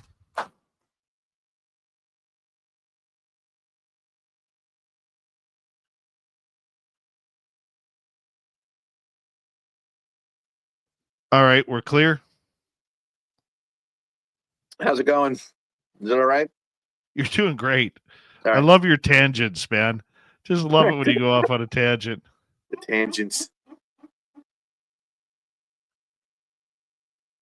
Gotta have that gold. Mm-hmm. David, honestly, it's a gold fever. It never goes away. I'm supposed to ask you something here. Oh, go ahead. Hold on. What is the Order of the Eastern Star? That's the women's version of the Masonic, actual Masonic Temple. They're the female Freemasons. Yes, I have one of them messaging me right now. Okay. They're good people. They're actually considered the historians of the craft.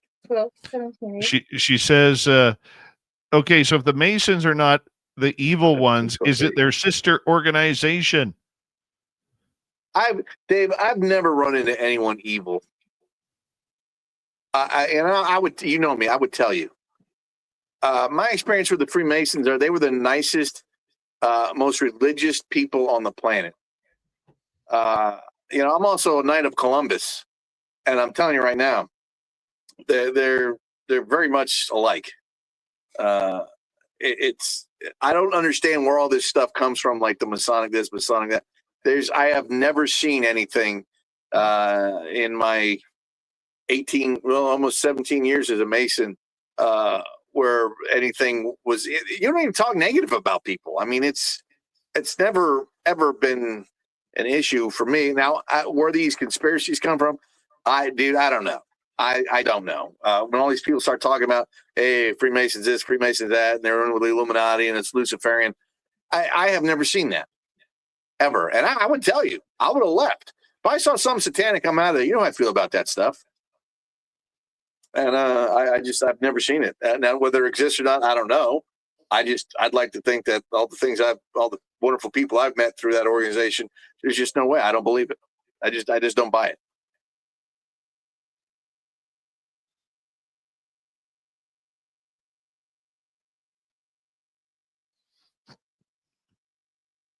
Jeremy Jones, how you doing? Babylon Rose, nice to see you. Tim Mothman, do us a favor and give your goatee a tug for us. We'd appreciate it. Please report on it after.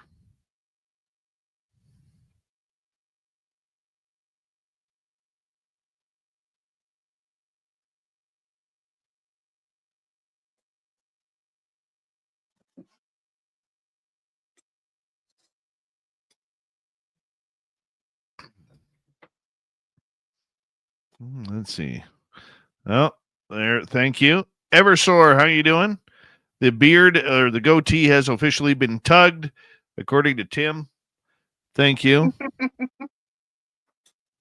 He has the official goatee of Spaced Out Radio. Well, gotta have something. Jeremy Jones, getting sick of the wildfire smoke coming into Maine from Canada, Dave. Hey, that's tariff-free fire smoke, so you're lucky you're getting that. Hey, what part of Maine is he from? I don't know. Ask him. Well, you just asked him. He can hear you. Oh, okay.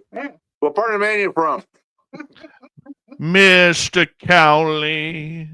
Dun, dun, dun. Welcome back to the show. Oh, Mr. Cowley. Dun, dun, dun. Loves his Spaced Out Radio. There we go. Southern Maine. Is that York? I don't know. South Berwick? Waterboro. Waterboro. Oh. Shout out to Waterboro over there. Mm-hmm. Yeah, Waterboro. Good night, Dirty. Hey, Yeah, Dirty York Filthy County. needs to send a pic. I want Dirty Filthy to do a picture of me so I put it on my wall. I want to see him do this right here. I want to see him incorporate that. I want to see that. That's the version I want on the t-shirts. Dirty, are you listening, or did you back out already? No, you're still listening. Dirty, we want you hear this. Me? He can hear you. Dirty, can you? Hi, Sandra. Come on, man. Dirty, hook me up, brother. Hi, Sandra. Hi, Hi, Sandra. No, I want Dirty Filth to do a picture of mine. And we'll put that on the t-shirt. Oh, yeah, that'd be cool. Yeah. All right, we got 15 seconds. I'm going to mute you here. Thank you tonight to Mel WD40, Kira, and Kitty for the super chats. Thank you to everybody who has kind of put the time in for our membership. I'm going to be doing a live membership feed tomorrow just for the members. And shop at our Spaced Out Radio store. We do not have ugly swag. Here we go.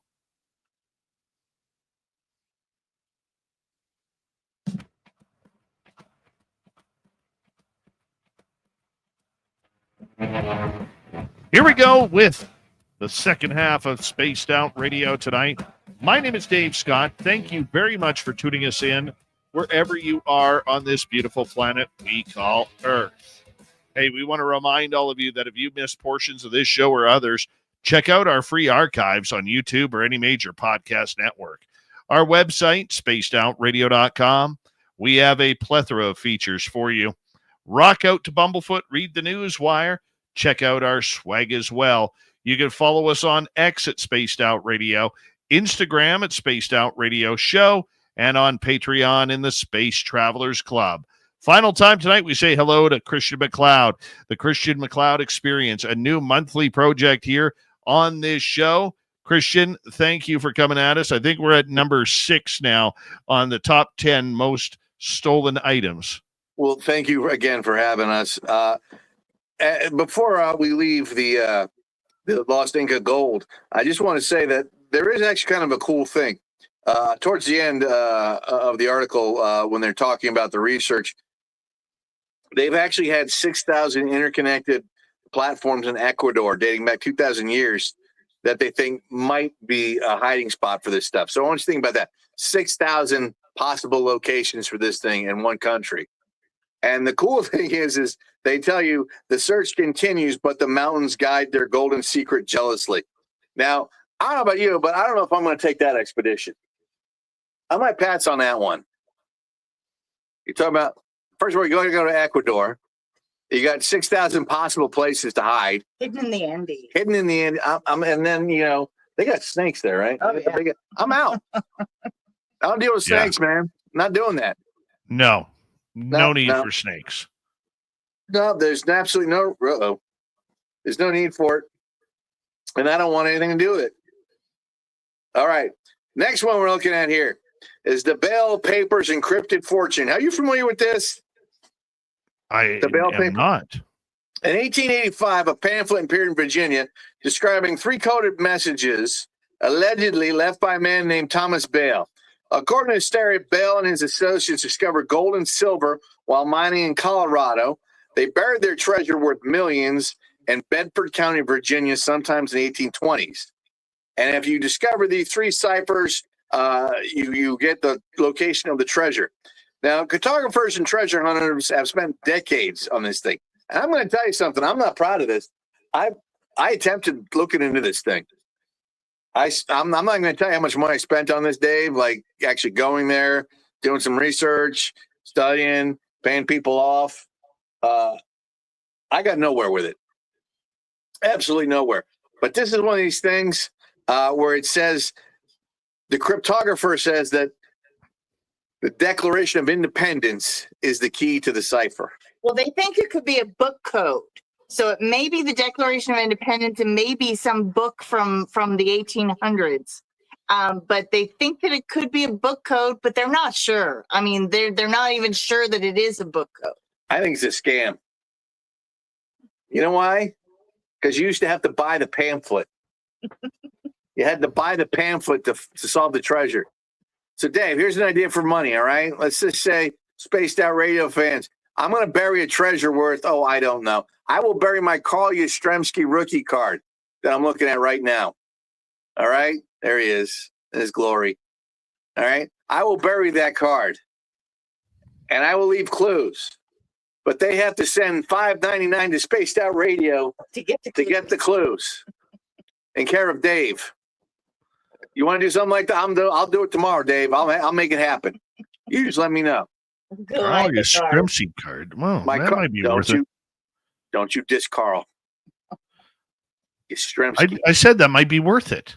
Hell yeah, it's worth it. That's Carl, man. I have an autographed mug, an autographed beer mug from the 1977 American League champions from him. It's in.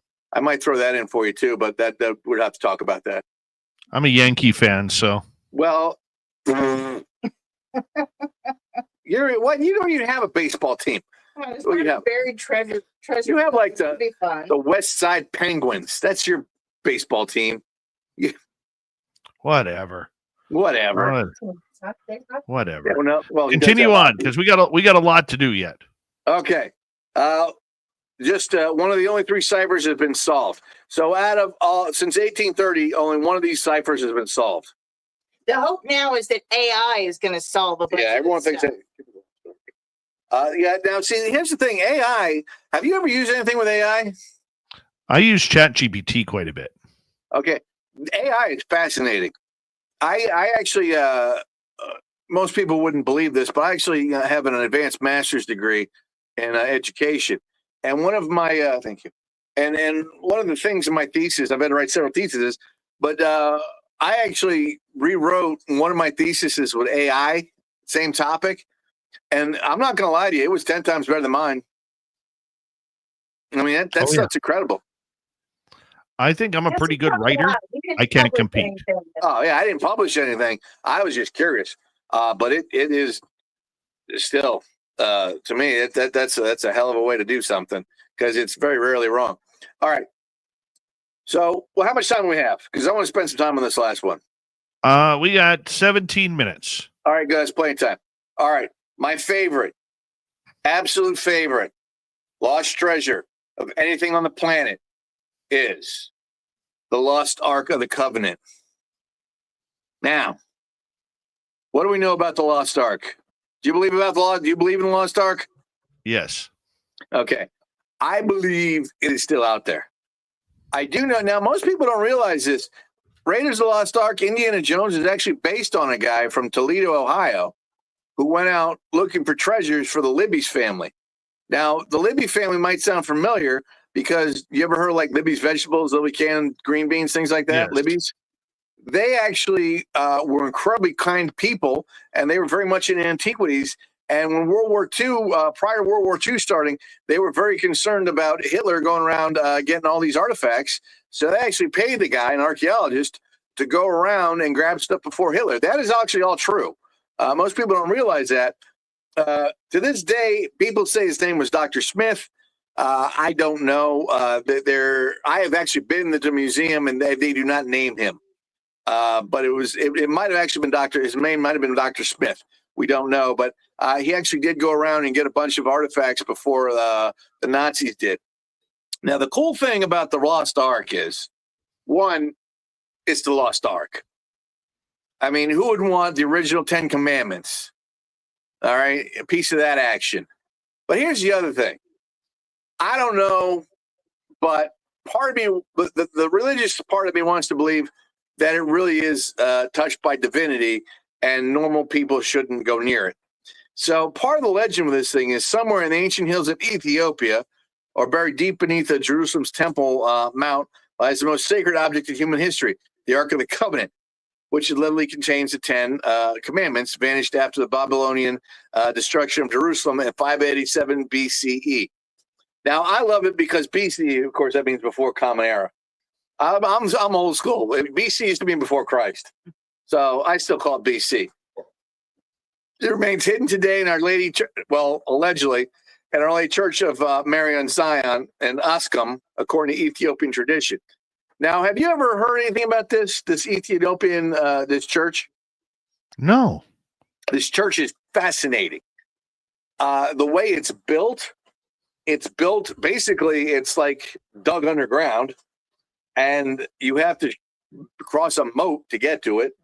And the people, the high priests, they're the only ones allowed to go in the room with the ark. The highest priest guardian is allowed. Only the highest priest guardian is and they all develop major cataracts.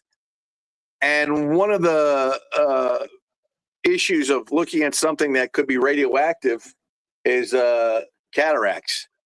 It's fascinating because this has been going on for centuries, and they have the Ethiopian Bible. Are you familiar with that? No, I'm not. This is all education to me. Okay, the Ethiopian Bible is fascinating because it contains, 10, 20 more books of the Bible?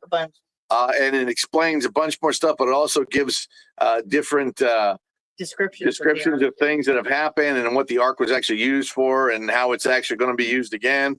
And it's actually in their Bible. And when you go start doing some real investigation into this stuff, they're convinced, the people in Ethiopia are convinced that they have it. They're like, oh, well, no, that's a movie. It's fine, but we have it. That's where it is. Right here. Here's my question. Why would you want that kind of power? What are you going to do with that? Control. But now you're dealing, okay, but see, you can't control the divine. You're going to tell God what you're going to do? How's that work? Well, not everybody has been straight up in their religious prospects, shall we say. Well, I mean, historically, the army that carries the ark before it is invincible. Yeah, but my point is this. It's 2025. All right, Raiders takes place in what, 1930s? Mm-hmm. Okay, so it's almost, the 40s. No, it's the 30s. Okay. So it's almost 100 years old, right? Okay, I get that. But it'd be the same thing today. If we went out looking for the lost ark and we actually find it, what the hell are we going to do with that? I know what I'm going to do. I'm calling Father David, and I'm going to have him call Pope Leo. I'm going to say, hey, I got the ark here. Where do you want it? Needs to be in the Vatican. Needs to be, because you can't, what are you going to do? Just let common people have the Ark of the Covenant? I'm going to leave it here with the, right. What's that? Oh, that's the Ark of the Covenant. Don't mind that. They handle it just as well as the Nazis did in Raiders. Get your drink off the Ark of the Covenant. Yeah. It's not a coffee table. Get your feet off of that. I mean, Dave, what would you do with that? Oh, I don't know. I mean, I'd probably use it as a nice little wall piece. You know what I'm saying? Your Christmas card. Can you even photograph it? I mean, it's, you're talking about a holy relic. And radioactive at that. Well, it's got power. I mean, it's got, for that reason. Basically, it's box lightning. I mean, yeah. We can't even imagine what kind of power. When you look at the Shroud of Turin, how many volts did it take? It's like 12 billion volts. Xerox that image onto the Shroud. It's like 12 billion volts just to put the Shroud of Turin's image in there, the way it is, and that's just the ark's like that per second. I mean, what's the ark got going for it? Yeah. I mean, my point is what kind of power is that? I mean, is it? I mean, honestly, I don't think humans could even go near it. I think it's something strictly for the divine. To handle. I mean, that scene in Raiders where they're opening it up and their faces melt. You remember that? Pretty accurate, Dave. When their faces melt in Raiders Lost Ark. Absolutely. I'm willing to bet that's probably what's going to happen. I mean, you can't mess with stuff like that. It just doesn't work. It's not something conducive to regular humans. So would I find it? What would I do with it? I'd give it to the Vatican. Where would you put it? I'd probably give it to the Vatican as well. Or Vatican's the only place I know where they could, they keep it safe. I mean, I don't. What are they going to do with it? They've got all the relics. Well, the problem is if it goes to the Vatican, I think the Vatican is a complete conspiracy theory, nonetheless, with what they are hiding from religious artifacts that could prove a lot of things. I mean, you look at the Vatican; they will not even admit to the fact that the Shroud of Turin is that of Jesus Christ. They will not admit to that at all. And yet they own it, and yet they won't admit it. Many scientists have looked into that, and I believe they did an AI test on it that pretty much confirmed that it is what we think it is. Well, they say it is the face of Christ. They said this is the face, but they can't figure out how. I mean, it's basically the amount of power it would take to X-ray a face onto, but it coincides with the resurrection. Because, they talk about the bright light. I mean, I'm not trying to get religious, but I mean, the whole thing, it all to me, that all washes. That's just me. It's true. Nobody knows for sure whether they have the spear of destiny or not. So I don't know what I would do with it, to be blunt. I can't even imagine, because honestly, I'd throw in the back of the Subaru. All right. I would put on some Pavarotti, do some thinking. Maybe go to Dairy Queen, get an ice cream, Mm. and then try to Google the Pope. Hey, Pope, I got this thing you might want. What says you meet me here? I don't know how that would work out, but I wouldn't want anything for. I'd be like, look, I'm going to give this to you, but I want full access to the Vatican archives. That would be worth. Would that be worth it? That would be worth a lot. Can you imagine doing a spaced out radio live from the Vatican archives? Yeah, that'd be kind of cool. That that would be cool. That'd be very cool. Dave, that'd be a high rated show. Let's be honest. Oh yeah. Because we'd have to advertise the hell out of that. Because they know everything about everything. That's live, Dave Scott here in the Vatican archives. I'm getting a peek behind the curtain. No, I am literally reading everything. 2,000 years. All right. All right. We know Let's. the arc. We know we got don't 8 do that. All right. We Here's got the 8 last minutes one. left. All right. We got the Knights Templar's Vanished Fortune. Now that's a big one. This is one of my favorite stories, of course. We all know what happened in 1307. King Philip and the Pope said the Knights Templar were no longer necessary. And this is where Friday the 13th comes into play. And all Knights Templar were put to death at midnight. And they had basically a 12-hour notification. And the next morning, they wake up and the entire fleet of the upper echelon, everyone is gone. Some people think they went to Scotland, and some people think they took their treasure and they went to Newfoundland, and that's where you have that TV show. I'm sorry, Nova Scotia, and that show Treasure or not, whatever that treasure hunting show is still on. Those things always make me laugh because when you have a show that's been on for 8 years and it's called The Money Pit. And you're supposed to, find gold, but yet all you do is spend anything. And I think, no, they did find one gold coin once. One. Do you think that was real? No, I don't know. I think it was probably planned. I don't know. But Lead discovered is Smith Cove, tested possible for material from southern France dating back to the 1400s, supporting the theory the Knights Templar may have been on this island. I personally think that the Knights Templar went to Scotland, and this is where you get Rosslyn Chapel. Rosslyn, yeah. All right, but that's just me. What do you think happened to the Knights Templar? You think they became pirates? Because that's the other thing. Sure, why not? I mean, what else are they going to do, right? Why not? I mean, yeah, might as well. I mean, piracy, got to make some money. The other thing that's very interesting with, of course, the Knights Templar is they think the Knights Templar actually made it to America.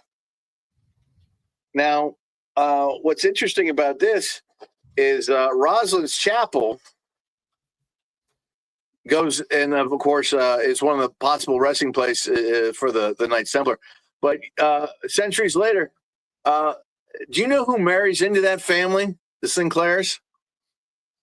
The people that own Roslyn Chapel, Dave? Here's a good little trivia for you.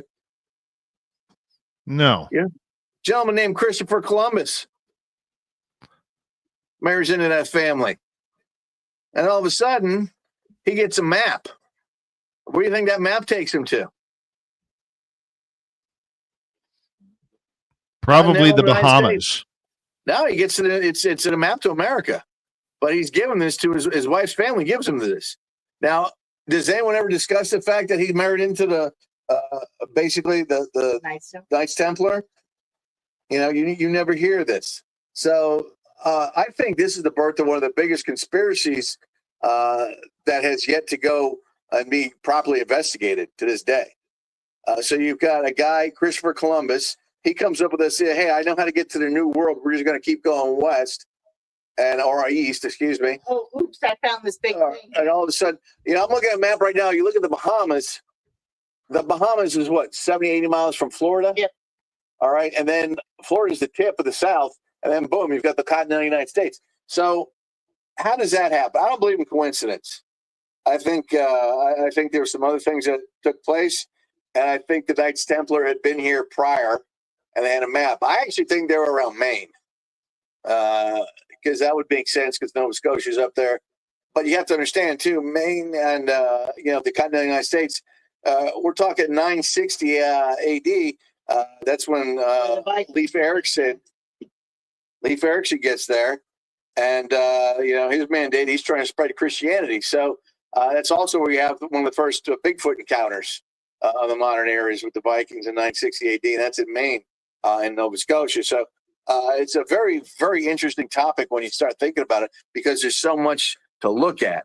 But I would totally would not be surprised if the Knights Templar treasure has yet to be discovered in North America. In North America. But it would also not surprise me is if it had been discovered around 1776 and was used to finance the American Revolution. Because that would also make sense to me. 3.5 minutes to go. You got a quick update on DB Cooper. DB Cooper. Yes, we do. And you know what's fascinating about DB Cooper? You know, I always have been fascinated about him, Dave. He got away with it. Yes. $200,000. He parachutes out of the back of a DC, was it DC-3? He parachutes out of the back of a DC-3 in inclement weather with all that cash strapped to him. And all they find, honestly, are bits and pieces of a parachute that may or may not have been his. And $5,000 in total. And that was, 20 years later? Or, so I think he got away with it. I think he's an American folk hero. Whether or not they ever, the FBI actually closed the case on him. I don't know if you're familiar with that. Yes, they did. They closed the case on him. But to me, I think that's kind of a waste because we still don't know what happened to all that money. I mean, $200,000 back then is a lot of money. Now, I personally think the guy had to have been military trained to make that jump. Have you ever seen how he did that? Yeah, he put in the back of the jet, it had a ladder going down, and the plane could fly at a certain speed with that ladder going down without affecting the drag. And he told them what to do. I mean, he told them exactly what to fly, what speed to get, and boom, then he jumps. I got to tell you, man, I think he made it. I don't know where he ended up. I know there's a lot of people that think he ended up buying a place or, living somewhere under an assumed name. But, the guy they actually thought was D.B. Cooper, he died in Northern California recently this month. He was actually 94. And that was the people that the feds thought was D.B. Cooper. But, yeah, he had 36 hostages on Northwest Orient Flight 305. He got $200,000, and they parachuted with the money. And he just disappeared into history. Now, here's my thing. When you start looking at, like, these images, the guy they actually thought was D.B. Cooper was a California native. He served in the Marines during World War II and later worked as a technical editor on Boeing based in Seattle. Now, what's interesting about this is they've got a picture of D.B. Cooper and they've got a picture of this guy. And for some reason, they will not list his name. They refer to him as Cooper. And the pictures are identical. I mean, it's how they had that drawn to him with the sunglasses that everyone saw, the composite. When you see the guy's real picture, I mean, it looks 100%. I mean, it's very hard to distinguish him. But he, they think his actual name was a guy from Phoenix. He's an entrepreneur, Eric Ullis. And he spent time and money trying to figure out D.B. Cooper's identity in the end. And a guy named Ellis was certain that the guy named Patterson, this is who they're looking at. This guy named Patterson, they were convinced he was D.B. Cooper, but it was never, ever, ever proven. And it's just one of these things where it just makes you want to, I don't know about you, but I want like the whole story on right. this. My friend, it is time for me to cut you off and say good night, Christian MacLeod Experience. We'll be back next month on Spaced Out Radio. You're listening to Spaced Out Radio with your host, Dave Scott.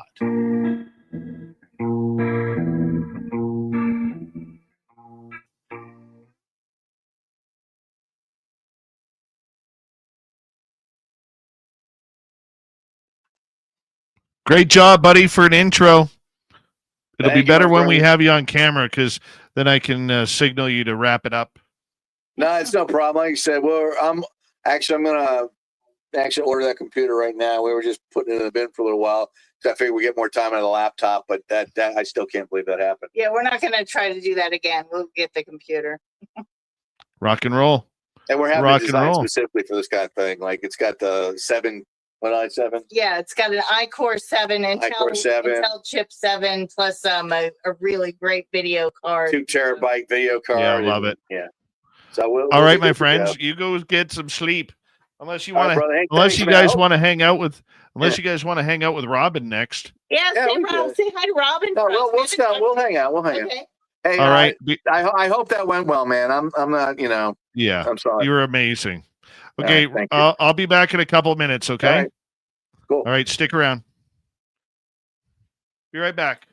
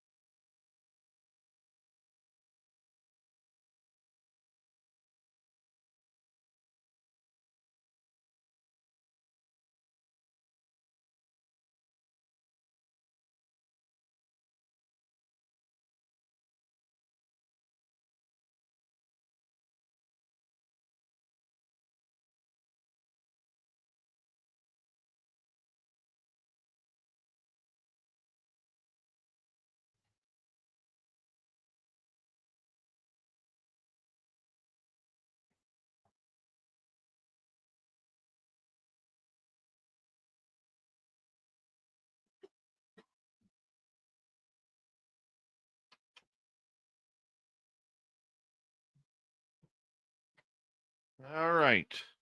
We got 38 seconds. Let's say hi to Robin. Hey. Hi, Robin. Christian Hey. MacLeod sticking around for our segment. Yes. Awesome. Yes. All right, guys, I'm going to mute you both.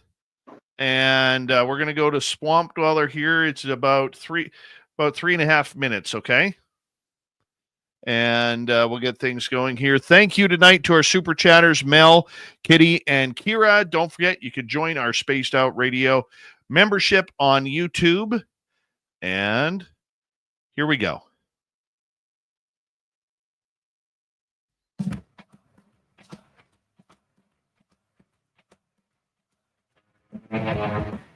Here comes the third and final hour of Spaced Out Radio tonight. My name is Dave Scott.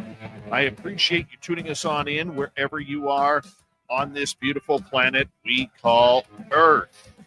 Hey, we want to say hello to everyone tuning us in on our terrestrial affiliates around North America, digitally on every major podcast network. Our website, spacedoutradio.com. We have a plethora of features for you. Rock out to Bumblefoot, read the news wire, check out our swag as well. You can follow us on X at Spaced Out Radio, Instagram at Spaced Out Radio Show, and on Patreon in the Space Travelers Club. The Desert Clam has set the password for tonight in the SOR Space Travelers Club. A blockutor. A blockutor is your password. Use it wisely, Space Travelers, as the Clam sets the password each and every night right here on Spaced Out Radio. Let's head to the swamp. Hello and welcome to Spaced Out Radio's Swamp. I'm Swamp Dweller, and tonight I'm going to take you on a mystic journey of the unknown, sharing tales of monsters, legends, and nightmares. Welcome to the Spaced Out Radio Swamp. About 10 years ago, I was a heavy drug user living in a medium-sized city with a very high crime rate in Alabama. I was staying with some fellow users in a rundown, seedy apartment in the ghetto, next to a halfway house. I'm also not some great big guy. I'm 5'6" and weigh 140 pounds now, and back then when this happened, I was barely breaking 100 pounds. Anyways, it was around 3 or 4 a.m. one night when I ran out of cigarettes. There was a 24-hour convenience store a couple of miles away from where we were staying, and I didn't have a ride at the time. So I figured I would just walk. I had gotten maybe a little over a quarter of a mile from the apartment when I heard a car creeping up behind me. I kept on walking, waiting for it to pass, but it kind of just idled slowly behind me. Now, as I said earlier, at the time, and had either had dope or paraphernalia on me, so I was paranoid that at any second I would see blue lights or hear a siren, and I would be busted. Finally, my curiosity got the best of me. I glanced around and saw that it was not a cop, but an older model Oldsmobile Cutlass. Alarms started going off in my head, and I found myself suddenly wishing it were a cop. I started walking faster, and the car pulled up beside me. I looked over and saw the passenger side window was down, and there looked to be two cracked-out-looking guys, probably in their late 30s or early 40s, just kind of watching me. I was just about to take off running through someone's yard when I looked over and saw a flash coming from the passenger side window. At first I thought I had gotten shot, but then it occurred to me that it was the flash of a camera. Before I could process what had just happened, to my relief that car took off. My comfort was short-lived though. A little way up the road I saw that car had pulled up into a parking lot and parked facing me. I stopped in my tracks, looking at it and trying to decide what my next move should be. When I saw the car start to back out and head in my direction, across the road to my left, there was a cemetery surrounded by a wrought iron fence, which I first attempted to climb, but I couldn't make it over the sharp points at the top. So I jumped back down and ran across the road to an old abandoned field that used to be the local fairground. I had turned a corner before I jumped the chain link fence to get into the field, and fortunately the guy in the car didn't see which direction I went. I hunkered down in some tall grass and lay flat on my stomach for what seemed like forever, but was probably around a half an hour, just watching the car creep up and down the road. Eventually I quit seeing the car, and I assumed they had given up on me, so I got up and dusted myself off and called a friend to come pick me up. No way in hell was I going to risk running into them again, so my friend showed up and gave me a ride to the store, and on the way back, Right past where the first car got behind me, I looked down this old driveway to an abandoned house, and sure enough, there was the Oldsmobile, just ominously sitting there. I never ran into those guys or saw that car again. But then again, I never really walked around after dark in that neighborhood again. I've racked my brain trying to figure out what their intention was and why they would take my picture, but I've never quite figured it out. If they hadn't been so cracked out looking, I would have considered they were just concerned citizens looking out for the neighborhood, since I too was extremely cracked out looking. But they were way too menacing for that to be the case. And if it was, why didn't they just call the cops? I'm also curious to see that photo, just as a reminder of how far down the gutter I was at the time, but not curious enough to seek those guys out. Anyways, thank you for sharing my story. Thank you to Swamp Dweller for another spooky, crazy story. If you want more just like that, head on over to YouTube, type in Swamp Dweller, ring the bell, hit subscribe, and you got thousands of stories just like that for free. It's time for Robin.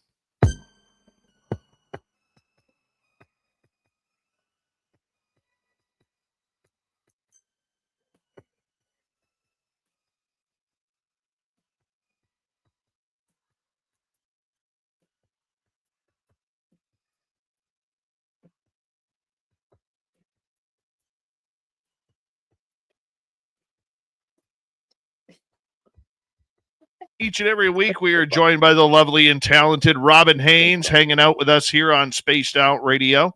Robin, how are you, my dear? I'm great. Always happy to be here. And Christian's here too. That's awesome. It's not just me. Christina's here too. Hi, Robin. Hey, girl. Haven't Miss talked to you you. forever. You got to call me. Okay. So, Robin, we went back to Flight 21 this past weekend, and we made a major boo-boo. We forgot to call you back at the end of the night. That's all right. Do you know, And- I asked the Sasquatch about you, and they said that you weren't there. Oh, we were there. I think that they were hiding, though. I do, and let me tell you why. When we first got there, we were able to dodge the back end of a thunder and lightning cell. And so we got our filming in. The energy wasn't quite what I thought it would be. Mm-hmm. And then we got hit with another massive lightning cell. And I placed a video on our YouTube because we literally got thunderstruck. I saw that. That Yeah, video was so- awesome. Yeah, it was really awesome. I And- forwarded it. I put it on. I got a bunch of people like that on my on X. Yeah, we found where it hit, and it hit right along the trail on the exit.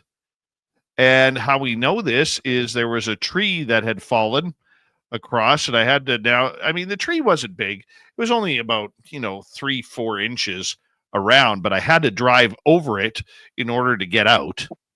And it was at bumper height. So, the Jeep had to pay its price in order to get us out, which it did. Thank you. And I love my Jeep for it. But Well, they backed up. Okay. They got back because when I said, where were you, that you were supposed to be out there with them, and they said, he's not where we are. Yeah, that would make sense. That would totally make sense. We did try to find the tree that was used for the power knocking Mhm. on the wood knocking the week before. And just like you called it, we couldn't find it. We could not find any club that went along with it. Now, that doesn't mean that we weren't there. We found the area. The area was easy to find. The problem is, out of about the 30 trees that are standing and fallen in that area, we could not find anything that showed any type of marking on the tree. We couldn't find it. Well, I'm not going to say that this is what they did, but what I will tell you is they can make noises that sounds like you are taking a baseball bat and whacking it on a tree and not actually hit a tree. They will take their hands and cup them and make these enormous slaps with them. Like you can't even imagine that they could make that big of a booming noise with it. And they can. I've heard them, and I think what you heard was probably too big for this, but I've heard them do that on the side of their face if they curve their mouth a certain way. I've actually heard it when they would take and cup their hands onto their chest. So, you know, as big as what you heard, I would imagine it was a tree, but I'm just saying that they are capable of making it other ways as well. Well, and they could have taken whatever they hit it with away with them too. We're going to continue with that experiment when we go back this weekend. And it's going to be it is going to be very interesting in regards to how we can do it. We're going to try and set up a laser beam from where base camp is to see, because we know where the noise was, but we want to set up a laser beam, see if we could get it through the trees to maybe try and find the vicinity of where the sound came from. And if we're able to do that, then we will have a better projection of where that came from. Now, hopefully we don't have any thunder and lightning storms that are going to push us out of the area earlier than expected. But the good news is our First Nations Cree friend, Lolly, will be coming back with us this weekend. Oh, nice. Now, this storm that you had, okay, was it like a normal storm or was it a little bit more intense and come out of nowhere? During the summertime, we get these weird weather patterns. And what it is it'll be sunny and dry during the day, or sunny clouds and warm during the day. And then usually around dinner time, these lightning cells flow in. And did the energy change at all when it came in? Yeah, I mean, I'm you leading can feel up to something. That's why I'm asking you that. You couldn't feel anything. Okay. And I'm not saying this is what happened, but the area that you go in, we already know you get everything there. You get all different cryptids. You've got spirits there. You've got ETs there, all that stuff. The reason I asked if it changed as far as the energy there is the ETs will use storms to come in because they are not as noticed in the storms. And it's not uncommon to end up having ships and various ET things around during a storm because they'll use that as a cover. Right. I mean, look at Roswell. Roswell happened during a storm. I'm sorry, I just had to throw that in there because I totally believe that. Absolutely. Yeah, we've here that one video. Dave, you've seen it, and Christian, you've seen it. I think Christina saw it too. That my son-in-law took here. That was taken right after a severe storm. Every time we get a bad storm here, I would say for every 10 serious storms that we get here, 7 of them, there's a UFO afterwards. And it's not, I mean, sometimes they create those storms to come in as a cover, but also if there's already a storm that's in the area, they use them as a cover. I had that issue. I was coming back from West Virginia a couple weeks ago. And beautiful weather coming back, got through North Carolina, no problem. I hit South Carolina and it was like this most bizarre thing I've ever seen, even the cloud formations. And immediately after I got out of it, you could see a UFO. And you have so many crazy things that go on over in that area, Dave. That's why I was curious. Trying to get Christian MacLeod up here in order to actually investigate this place with me. Oh, hey, we want to come up so bad. Listen, all you have to do is get the first class tickets. I require peanut M&Ms. I was going to say, don't forget the peanut butter M&Ms or he won't go. Peanut butter M&Ms, that's all I need. I'm there. Whatever you need. No, and Mexican food, be real. Oh, come on. I wasn't going to tell everyone that, Rob. Rob, we were We were in Spruce. Not where were we? When I was dropping off my stereo. Spruce Pine. We were in Spruce Pine, and I remember that restaurant that we went to. Yeah. That place is still open. Oh my gosh. Where they couldn't get your order right. This poor They'll never woman sent get her my stuff order back right. 6 times, Dave, and the guy just. Oh my- It was the simplest thing. It was so bad. All I wanted on it was meat and lettuce. It was a taco salad, meat and lettuce. That was it. And they couldn't do it 6 times. And then when I finally got it, it was so bad I couldn't eat it. It was like the chicken had been so irradiated you couldn't eat it. It was terrible. I couldn't believe that. I mean, it's like just throw some meat in the bottom of the shell and throw some lettuce on it and leave it alone. Like, that's all I want. Yeah, I'm the world's pickiest eater. I just like things plain. Well, that place is still there. Yeah, It we is. were I was going to gonna go ask you, there, is and then the we hotel decided to go there? to that barbecue joint, huh? Did you guys see in Spruce Pine whether or not the hotel was still there? I think it's gone. No, we didn't drive over to look. I wish we had. No, but I think it's gone because that whole area, that whole place has been closed down. All right, let's get wondered- back to the radio side of things here. Sorry, buddy. Sorry. You guys can talk off the air regarding will. this, but I We're got a gonna talk about radio you, show to too. do here. I know, and now I'm craving Taco Bell. Thanks, guys. I'm going to get some of that sauce and just drink it in front of you on air. I got some here. I got some No, of the you Taco Bell don't. hot sauce. How many gallons of it? I do. I do have Taco Bell hot sauce here. Oh, I But- love that stuff. I get that at the grocery store. Robin, No, let's- you guys don't understand. Dave loves that stuff. You don't understand.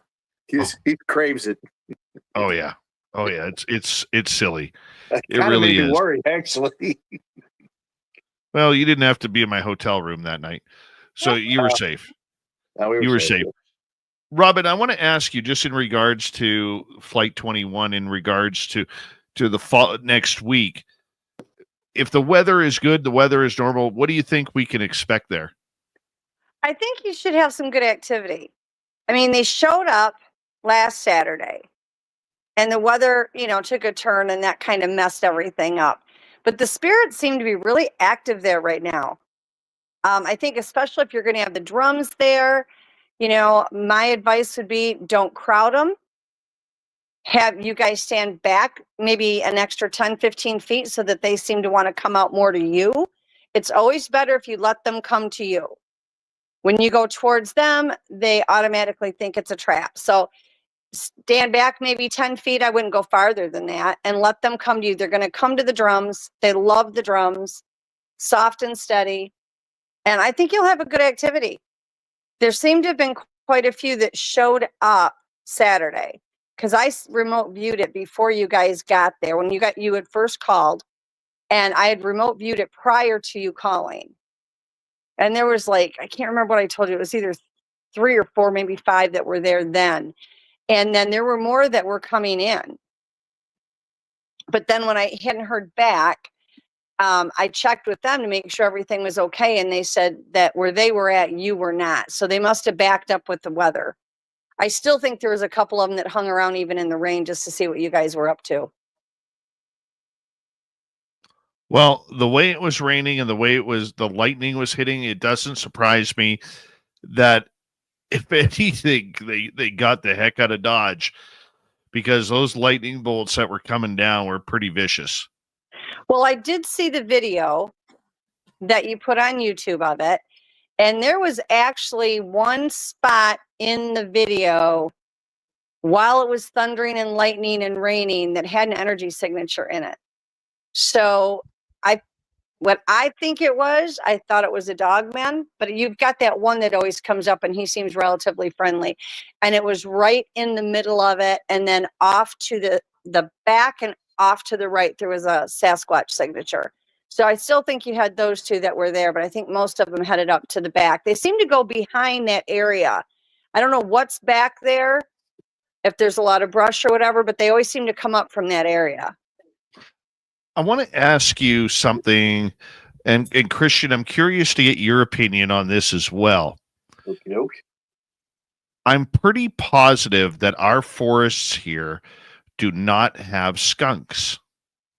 And yet we have areas of the forest where the smell of skunk will be there, then it will disappear, and we may walk away from an area and we come back and that smell of skunk is now in a spot. It's not around, like a skunk's odor sticks around. It's pungent. Okay. And it'll stick around for a while, but this is, it kind of disappears like a fart in the wind. Pardon my language here. But Robin, just out of curiosity, what out there creates a skunk smell that you know of? Well, and we talked about this, I think it was like 3 or 4 shows ago. They can project any smell, anything they want to. They can do it 2 different ways. They can project the actual smell, or they can put a projection into your mind so that your consciousness thinks you are smelling it. And it doesn't even have to be there. And that's happened so many different times where one person will smell something, the other person that's standing right there is like, I don't smell anything. And then you're going, oh my gosh, it's so, you can smell it so bad, it's burning my eyes. So they have 2 ways they can do it. I've had them be out in the woods, and my ex-husband was out there and he was supposedly deer hunting. And he came in, he's like, all I could smell was coffee. Why did you bring me out coffee? And I'm like, at that point, I wouldn't have walked across the street for him, let alone bring him coffee. But he smelled coffee, fresh brewed coffee. And he said it was so strong, it was the smell, he couldn't believe it. But what they do is they can create through projection. Okay, we already know they can project emotions, feelings, senses of any kind. So they can project that smell. They can do it as a defense mechanism. They can do it just to mess with you. They can do it as a test for you. But they can also do it not only so that you smell it with your nose, but they can do it through your subconscious, because they work through the consciousness, through the collective. So they can tap into your consciousness and they can project that smell through that so that your brain makes you think that that is what you are smelling. The other option that they have, the third one, is like what Micah does here, is he literally catches skunks and then he rubs it all over his body. But if you don't have them there, then it has to be a projection. Absolutely. Christian, have you ran into that, in an area where there are no skunks, but you're getting the odor of skunk? And a lot of people have asked whether or not it's skunk cabbage that we are smelling, or what have you. And not to be funny, but like where I'm from in Maine, we do have skunk cabbage. And there's a reason why it's called skunk cabbage, because it smells like skunks. I grew up on an old farm in Maine, and we had skunk problems. And I don't think people understand how bad those things really smell. But that is a particular scent that you're not going to forget. I personally think that if you're having something like that, I think maybe, it could be Bigfoot. It could be, Absolutely. I've heard several people tell me straight up that, they eat the same kind of, they're opportunistic feeders. So they're eating cruciferous vegetables. Maybe he had a couple of, plants of, grids or collards, and he had some wind issues. That's kind of what you run into. But, I don't go with the fact that they're not biological. I mean, if Robin says they can do those kinds of things 9 times out of 10, she's, I don't argue with her anymore. I've learned, but they can probably do that. But I mean, honestly, the other thing is this. Is these things that they have to go to the bathroom just like us. Hold that thought, Christian. Okay. Hold that thought. Robin Haynes and the Q&A continuing. Special guest Christian MacLeod right after this. This is Spaced Out Radio. Your host, Dave Scott.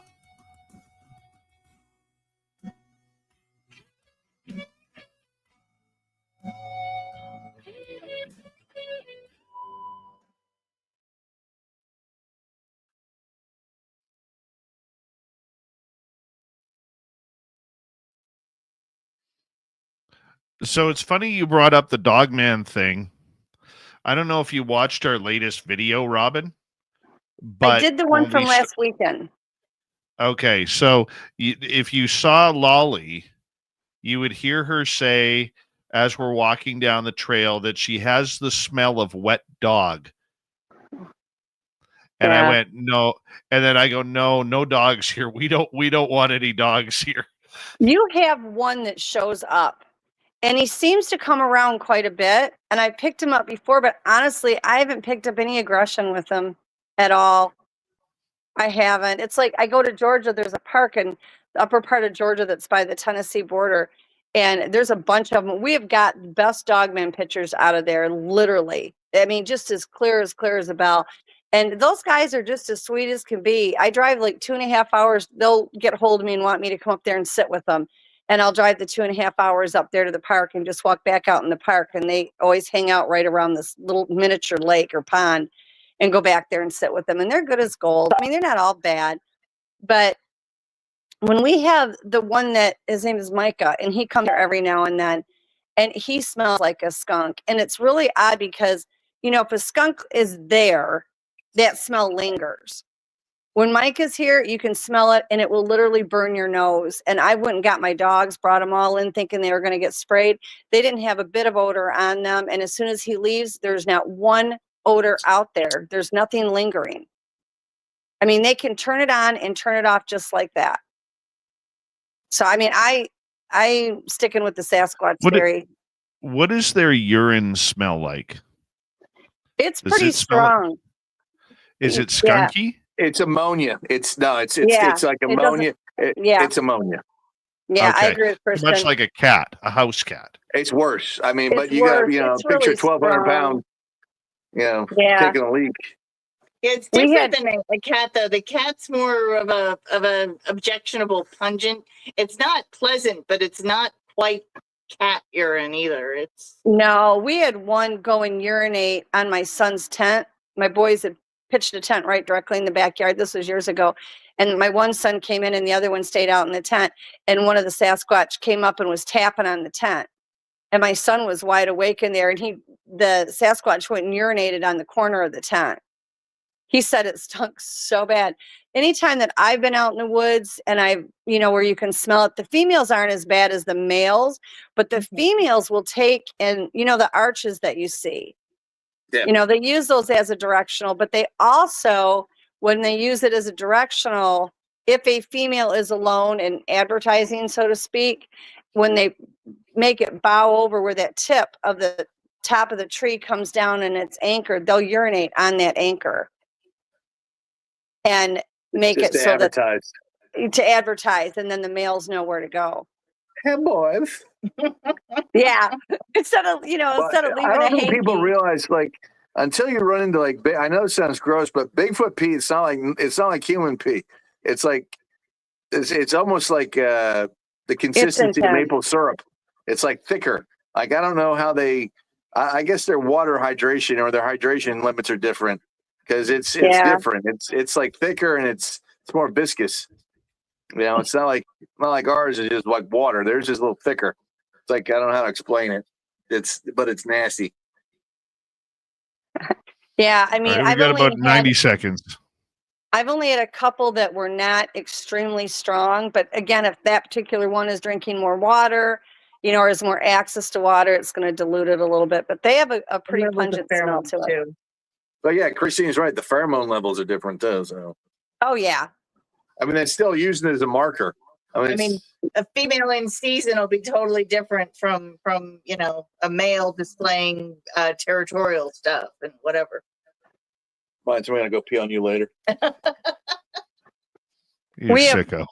We have one out of state that thinks it's funny to come up close to you and fart, and he laughs like crazy. Kumbo had one of those. He said it was terrible. When he was a kid, they'd have their windows open in the summer. Now this is in Alabama, and he'd hear this massive, fart, and he'd hear giggling, and then the thing would run away. Oh, they think it's hysterical.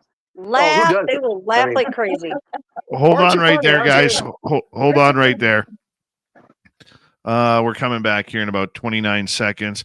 Big thank you tonight to Mel WD-40, Kitty, and Kira for the great super chats tonight. We greatly appreciate your love and support of Spaced Out Radio. You can now join our YouTube membership as we're going to do private member chats starting tomorrow afternoon. So make sure you check it on out. And our store is always open at spacedoutradio.com. Let us move on here. Here, we're going to come back in about 6 seconds.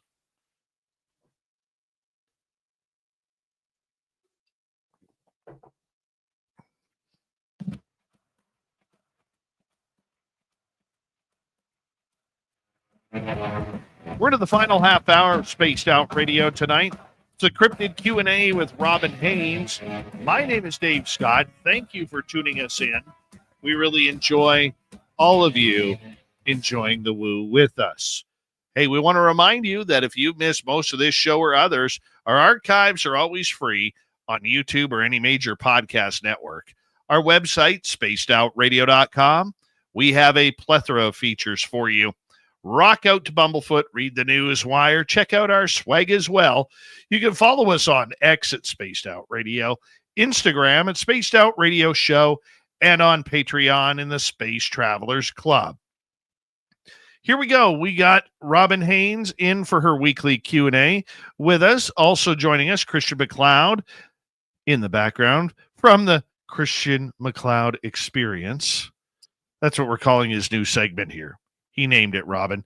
What do you think? I love it. We're going to start off with a question from Blue Cruise here. Do the Sasquatch, dogmen, or other cryptids use manifestations to bring something non-existent into a reality for whatever purpose or use? Robin. Absolutely. Again, it goes through, as soon as they get the frequency up, they can go through the collective consciousness and they can link into yours. It's all done through the frequency. As soon as they, in all reality, we could do it as well. Not at the strength they do it, but we can do it as well. It's all about getting that energy and frequency up, hooking into the consciousness, and then you go from there. You manifest it in your mind, go through the consciousness, and you can do it. What do you think, Christian? At it. I've never been asked that question, so I'm going to defer to Robin because that's out of my realm of expertise. I wouldn't even begin to know how to answer that one. That's because you're a flesh and blooder. You're not into the woo. You are not into the woo. I'm into that. Look, I'm not. I will say since I've met Robin and you, and I bring you into my circle, I've become less defensive of the woo. Yeah, I pulled him in kicking and screaming. I just want to put that out there. Good. Good. Reality sucks. It does. Yeah, it can happen. Hey, let's be honest, anything can happen. Getting back to, some of the questions we get from our listeners that I see when we do cryptid shows. How do we know when we're in a cryptid area, Robin? Again, we go back to the same thing, and I hate to be repetitive, but it's the truth. Energies do not lie. Everything has an energy signature, a Kleenex, a toothbrush, a chair. And once you learn how to tap into reading the energies, which every human being can do, if I can do it, a trained ape can do it, and you learn how to read those energies, you're going to be able to go into an area, you're going to be able to tell what kind of things are out there, and you're going to be able to tell if it's good or bad, or if it's neutral. And trust me, the neutral stuff is worse. Neutral could go either way and flip on a dime. At least when when you're going into it, if it's good or bad, you have an idea of what you're dealing with. But it all has an energy signature. And, we all can do it. This is what I teach in my classes every day. We all can read it. We've only been told that we can't. And because we have it inbred into us that we can't do these things, we automatically think that we cannot. When in fact, we've always been able to do it. Christian, what's your thoughts? I got to be honest with you. I always have a feeling, and I guess it could boil down to energy, but I have a feeling when we run into a hot spot, and it's usually a lot more negative when it's a Cynocephaly or Dogman, but when Bigfoot's around because you can feel it. And so I guess that would be, I guess I would be agreeing with Robin there. You can feel the energy because it's a whole different ball game. Like, because it's the energy, the way you feel, the way you're sensing, you're picking up. It's like all your baser instincts kind of kick in. It's like that reptile part of your brain turns on and says, okay, there's something here that can either eat us, crush us, or, enlighten us. So I kind of have to agree with Robin on that. You kind of feel it. You know when something like that's around. That's all I can say. A lot of people do not believe in intuition. Okay. Yeah, I'm sorry. I got to go. I don't know if that's in the woo, but I've always trusted my gut. And but That's what I'm getting at. Yeah. That's what I'm getting at. A lot of people don't know how to trust that intuition because they may feel that, it's not scientific, or they just can't trust that sixth sense. Robin, how do you tell people that when you're in that type of scenario, you need to trust that intuition? What's a good example you could give? Well, this is how I explain it to all my clients when we work on this. Okay, your body is an energy reader or a meter. There is a disconnect from the time your body reads the energy till it goes to your brain, because it's going to go into your body and your consciousness before it hits your brain. And so there is that disconnect and lag time. So whatever you feel, go with your gut reaction, because that's the truest feeling. When it goes into your brain, then your brain is trying to process it. And because of what we've been pre-programmed to believe, your brain is trying to make excuses for everything. So when you first get that first intuition, your body first gets that energy, it's going to react immediately. That is the truest form you will ever get. So that's what you want to lean to. That's what you want to trust. You may not understand it, and that's okay, because you will with time. It takes experience. It takes time to do it. But what you feel is actually the truest thing that you're ever going to get, because your brain is going to try to twist it and turn it. It's just like when we talked about mind speak last week. People think they can't mind speak, or that it's not real, because we've been programmed to believe that it's not. Okay, so when you get into the brain is a 3D situation. Your energy reading is more fourth and fifth dimension, and your consciousness is a higher frequency as well. So that's why you always go with what you feel first before your brain has a chance to process it. And it does have a lag time before your brain's going to get to it. Robin, can I ask you something? I have had this happen, and I think what you're talking about is like a visceral reaction when your body the way your body reacts before your brain has a chance to consciously process something. Okay, when I've been around, and I for me it's mostly been Dogman, but when I've been around them, I notice this kind of like conflicting energy, and it's like my body and my visceral reaction is a fight or flight kind of thing. I feel the presence and my body wants to run, but something in my brain, whether it's me or not, tells me, don't run. That would be a mistake. You need to stay still. You need to pretend you don't see anything. Yeah, Where's your that brain coming from? Part of it is consciously, okay, because your consciousness and your brain are two different things. And your consciousness is telling you this is the safest place for you to be. Don't run. You're going to start, a predator thing, where your brain is denying it. Your brain is always going to deny it, because that's what you've been taught to believe. It's been programmed into our brains. So you're actually getting three different things there. Okay. So your body, because that energy off the dogman is so completely different and foreign, that's what's automatically tensing you up and making you think that you're in danger, even if you're not in danger. Okay. It's because it's so completely different than your energy. It's going to make your body want to withdraw from it, because it's a different type of energy. And then your consciousness is saying, okay, just stay there, stay calm, you're okay. And meanwhile, your brain's going, okay, we're going to go into complete deniability. This doesn't exist. It's all in your head. Forget about it.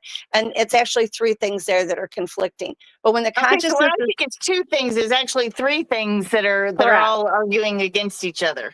Correct. And your consciousness is saying, okay, yes, that's a different energy. It's a dogman, but you know what? You're okay. I'm not telling you need to take off. You're okay. Just stay put. And that's why you get it the way you are. That's so wild, because even when I don't see anything, that's how I know one is around, is I feel all of those things at once. Yeah, you've got three of them that are coming down by you guys, but I'm not picking up any danger with any of the three of them. Now, we know that they could have done something long ago if they wanted to. I think they see the way we treat our dog, Andor. And I think they see how much we love him and dote on him. And I figure they're going to give us a pass. That's what I think. Because, there's never been a time we haven't, like when he used to get scared or he'd pick up on him, he used to jump up in my arms and I carry him like a football.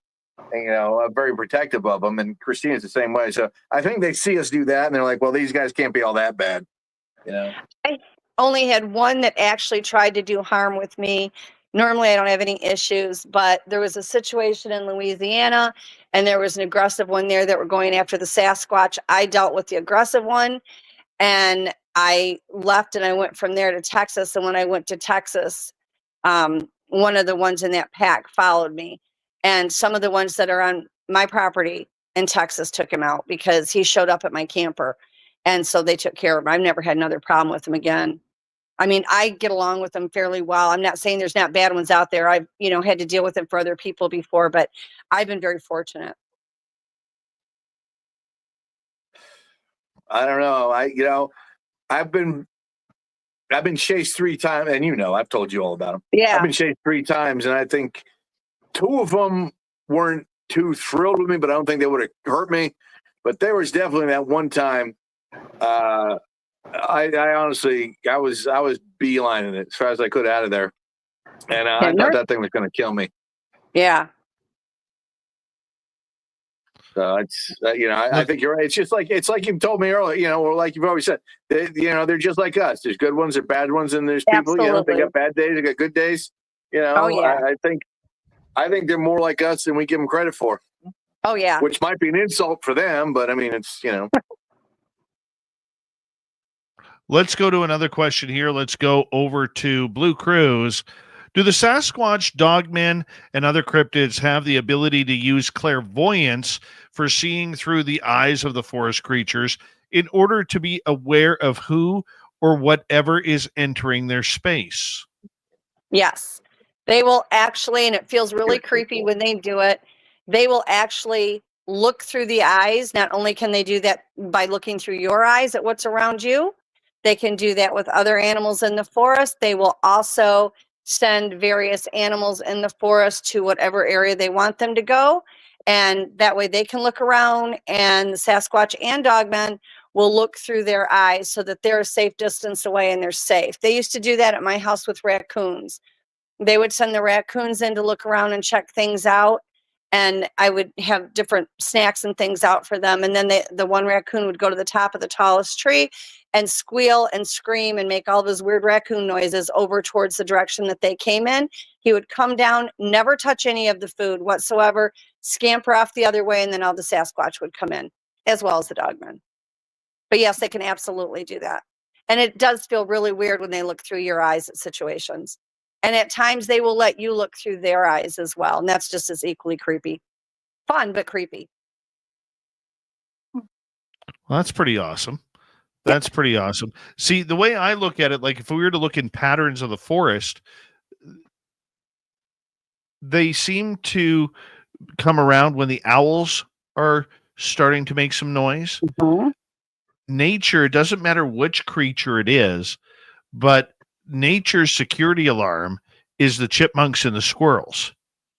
Oh yeah. They let every creature know in their area what is in their area. Yeah. I definitely agree 100% with that. I'd even say some smaller birds, starlings. Yep. Maybe a blue jay. I've heard them go off, and it's like the second they go off, then the squirrels and the chipmunks go off. So it's, yeah. I think they all know what they're all saying. I've always thought that, though. They're all people say, oh, they don't have a telepathic. language, they can't communicate. I think animals are a hell of a lot smarter than what we give them credit for. They all can mind speak, every one of them.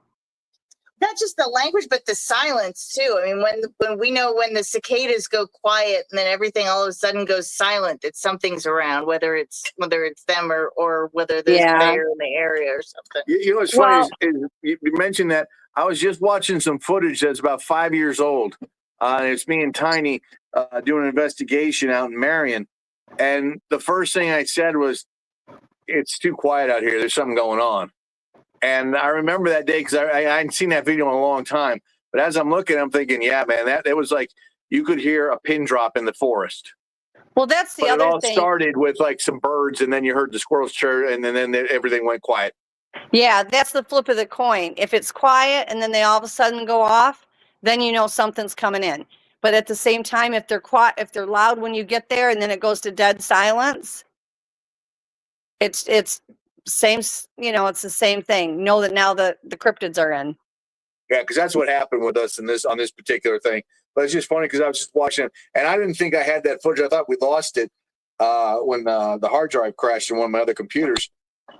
And we actually, had it on a flash drive. So I was actually kind of happy to see it, but it just reminded me of that particular incident. It's like, because I even said, I was talking to Tiny, I'm like, man, what happened? Why is it so quiet?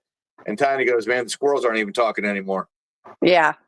And Tiny's like you. Tiny, he's got something with animals. It's just, I've seen Tiny, we'd be in the woods. I've seen a chipmunk jump on his squirrel, or I'm sorry, jump on his shoulder. And I know. he hangs out there. And he was walking, and I'm turning around. I'm like, what is that? Oh, he's being friendly. I'm like, dude, you get this damn squirrel off you.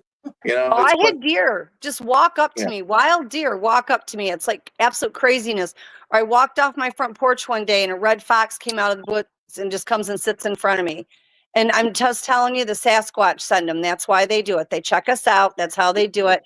I went and sat next to the bonfire pit one day, and I had 5 mice come out of the woods in a single file, go right in front of me, all line up, sit up on their hind legs and look at me for a minute. And then they all went down, turned around and walked back in the woods. That is all done by cryptids. Tiny's had baby raccoons walk up to him, climb up his leg and sit on his lap. And then they'll just walk away. Now, for those of you who don't know, Tiny his real name's Daniel Hurst. Tiny's 7 foot, 500 pounds. Tiny's not a small guy. That's why we call him Tiny. But it's just the weirdest thing with all animals. We have never not been in the woods one time in all the years I've known him, or at least I've seen a bird sit on his shoulder, a chipmunk, a squirrel, raccoons. I watched that guy.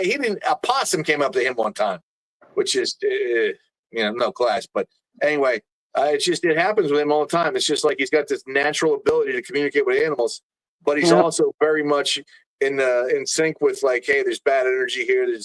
I've always said, seeing him in action, I've always said he's gifted like you, but he just doesn't, he knows it, but he hasn't done anything with it. Have him call me. We got 4 minutes to go before we have to say goodnight. Let's get to a question from Jay here. What do you think of this giant comet UFO 3I Atlas soon to arrive at Earth by Halloween night to November 1st?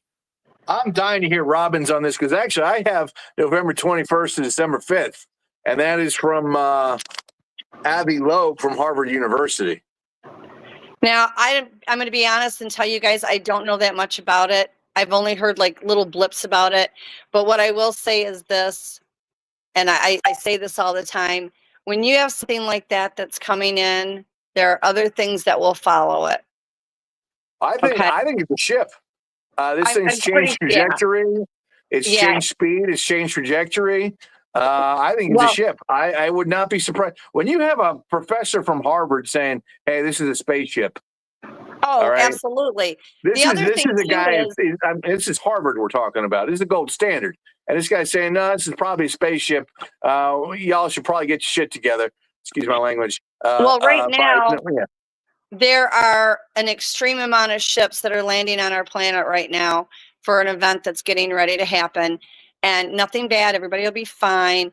But we have a lot that are good and bad that are coming in and out.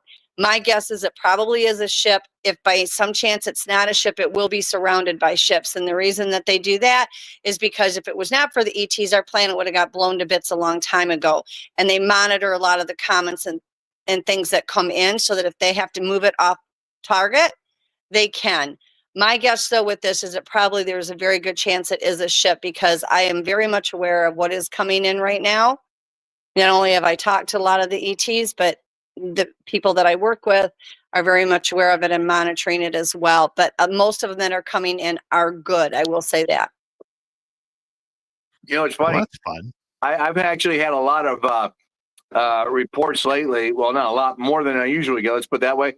And I was going to call you about this anyway. I've had a lot of reptoid reports lately. Yeah, a lot of the reptoids that are coming in are not all bad.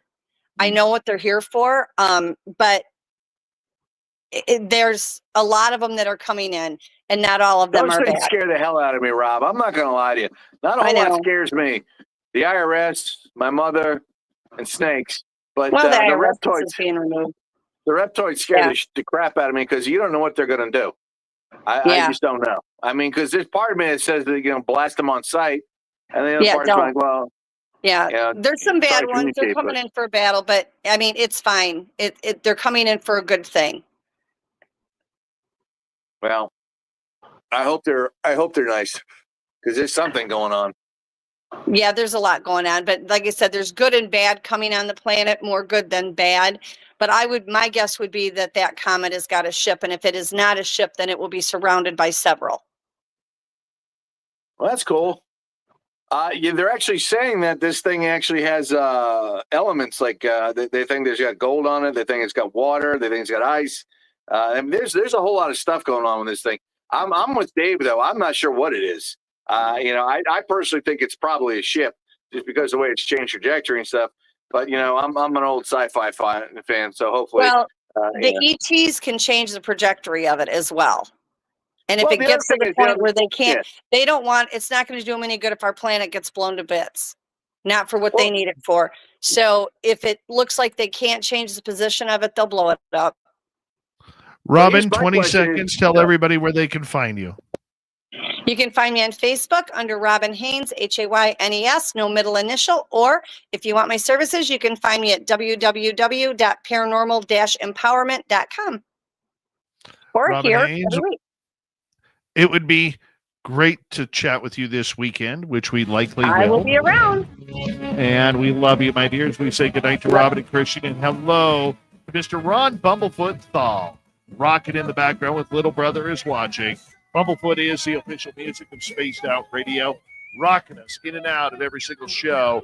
Get your horns up for the guitar god himself. Special thanks to everybody listening in at work, at home, in your cars, wherever you may be. Thank you to everyone in our chat rooms tonight.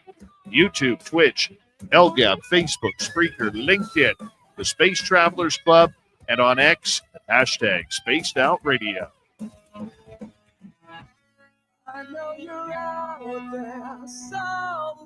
Remember, this show is copyright by Spaced Out Radio and Bigfoot Broadcasting Limited. Thank you so much for choosing to share your evening with us, because together, my friends, we're watching. We own the night. Mr. Bumblefoot, we need a favor. We need you to take us home.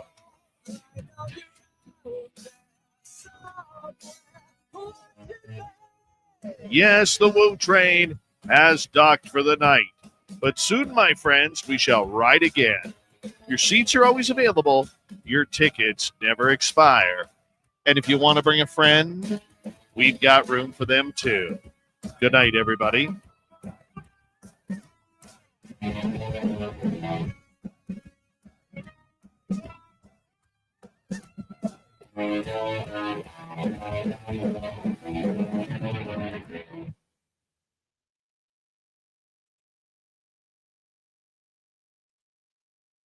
All right. Good job, people.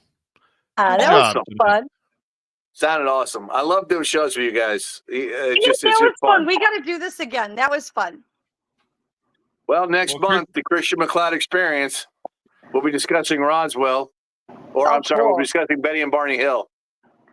Do you know what? I was doing, this was a little while ago, though. I was mind speaking with them. Well, that's cool. Yeah. So, Rob, let me throw this at you. I was going to call you today. I just found out the Marion Bigfoot Festival is not having American Cryptid and Paranormal this year. Really? Yes, this is the first time. Just a reminder, we're still on YouTube. If you want to make this that's private. all right. No, that's all right. I don't mind hearing. So they've decided not to have the old cryptid guy. I'm a little hurt about that. I was going to call you about that. Well, give me a call. I'll be home all day tomorrow, and I'll be up for a while. That's cool. Dave, hey, man, brother, I can't thank you enough. God bless you, man. This was a blast. Thank you so much, because I know you're putting your neck out of line and doing this thing with me, and I appreciate it, man. It just means a lot. I just want you to know how much I know that. Oh, buddy, I love you. You know that. Yeah. I mean, even if you wouldn't eat Taco Bell with me and hurt my feelings, I mean, I was still okay. He gets like that, Dave. He gets like that. I know. Is it American Cryptid and Paranormal Society? Yeah. Yes. Okay. It's actually American Cryptid and Paranormal Society, LLC. Now, when does your show start? The first one was tonight. Oh, okay. So, all right. Is it a weekly? Monthly. Monthly.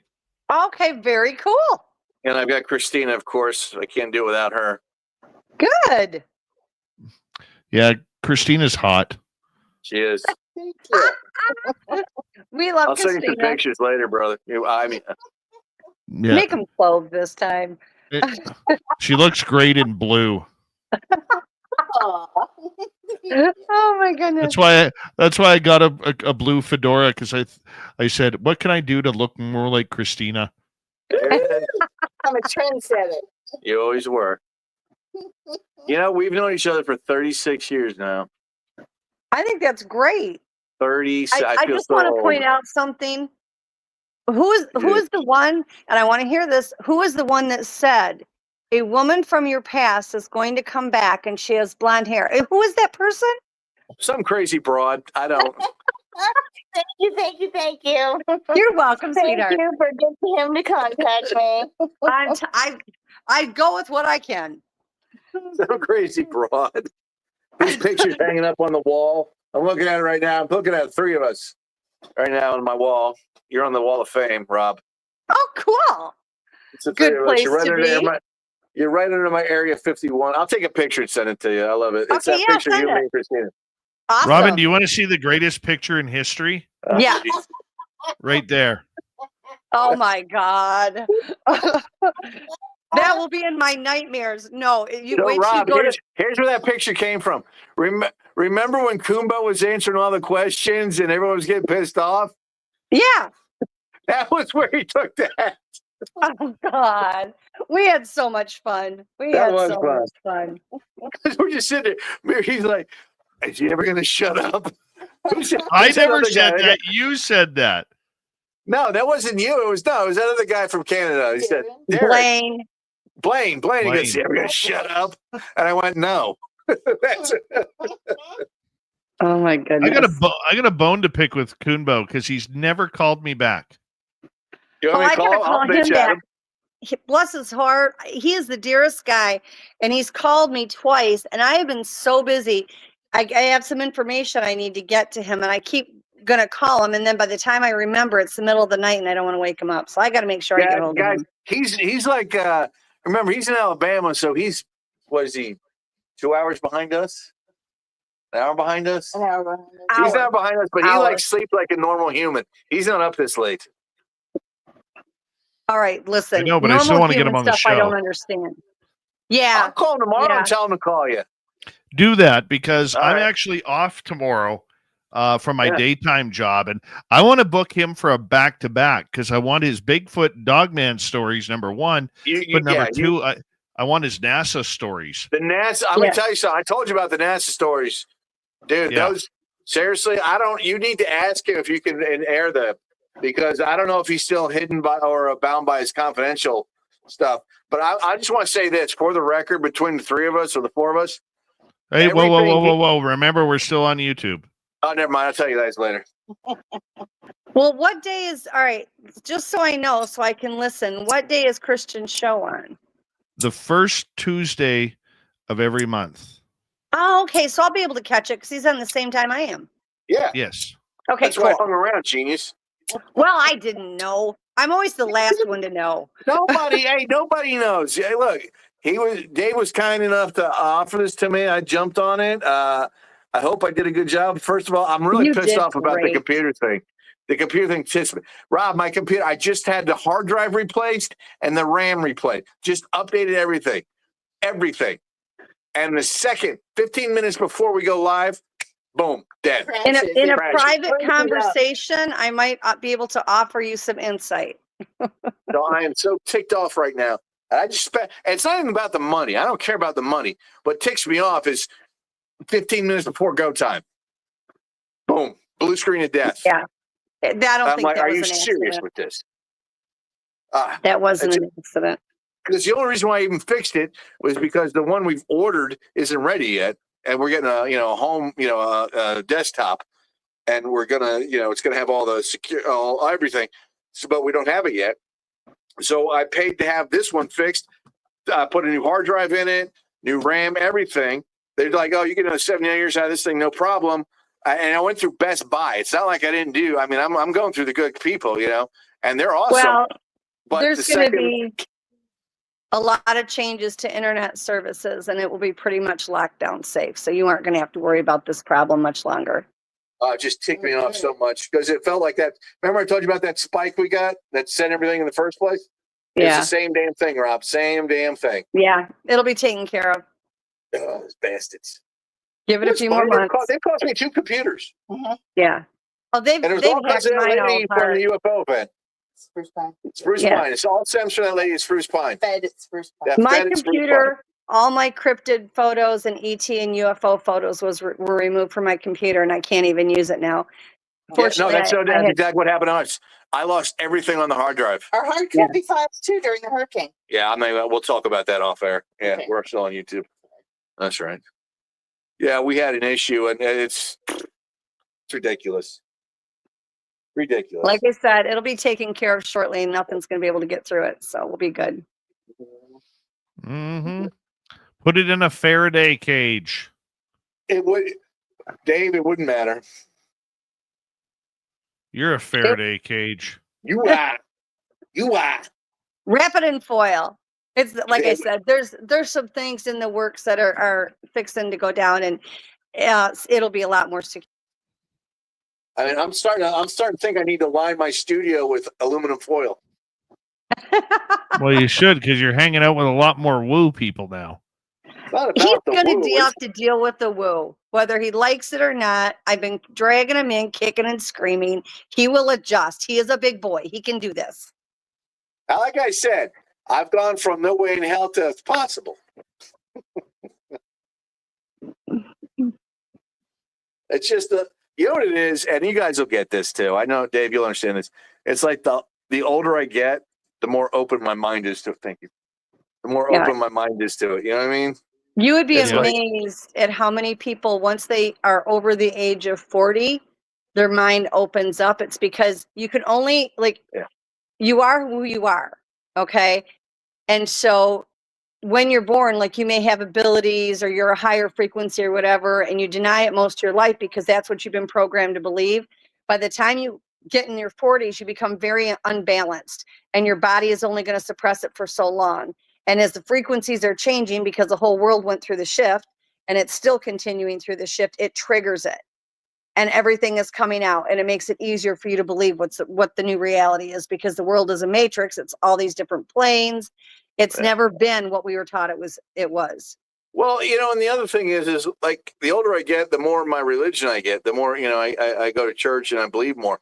And it's like the longer, when I started going to church more, the more I believe in this, because it makes, you know what I'm saying? It's like, it's not oh, that can't happen. It's like, look, God can do anything, and this is part of it. Together.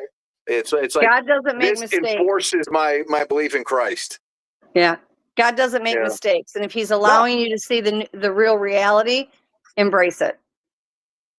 And I feel blessed for it every day. I really do, and that's why I feel so grateful to be part of this, because I really think, Dave's doing something right. Is he still around? Dave's here. Yeah, okay. Dave's doing something right. Dave's just, you know what it is? He's just good people, and that's like I feel so blessed to be around. I mean, it's one of those things where it's just the second I met him, I knew I liked him. And it's like I told him earlier. It's like Christine. The second she met Christine, or Dave met Christine, she's very good on people. Like if she doesn't, she's just being hit on all the time by everyone. So she's picked up over the years, who you can trust, who you can talk to. And the second she met Dave, the first thing she said to me is, "I like him. He's a good guy." I know. I told you that. I told him. Well, that's because I hit on her and it worked. My point is like, it's like I feel like everything happens for a reason, and I feel blessed by the Lord to have you guys into my life, and same thing with Christina.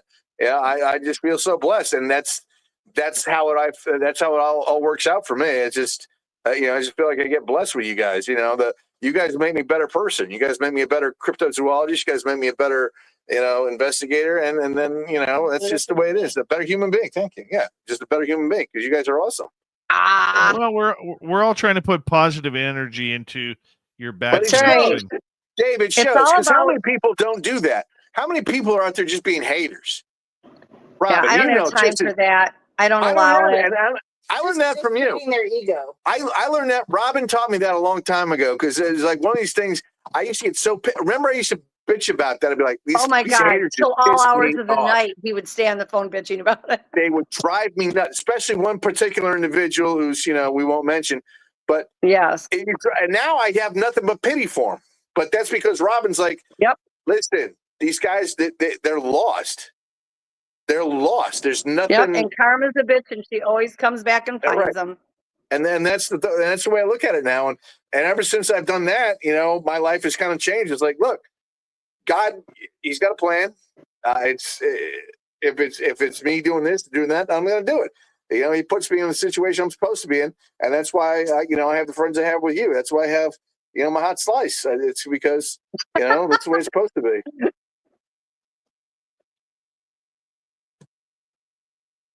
I love it. I love it. Oh, look, you actually got a camera working. Well, I just turned it on. I didn't know. So you left it off for the show, which you could have Right. put it on your phone. Well, I wasn't sure what Christina was going to be wearing. I'm sorry, I didn't know. Christina, could you do me a favor? What? Could you go get your blue hat? She actually had it on earlier. Where is it? I love that hat. Hold on. She's going to get she was wearing it at the beginning of the show. I swear to God. It was hilarious, Dave. Uh-huh. But yeah, that's the Dave special. Christian, what internet do you have? Babe, what internet do we have? What's our internet? Spectrum. Okay, Spectrum. you're going to want to, at some point in time, switch it over.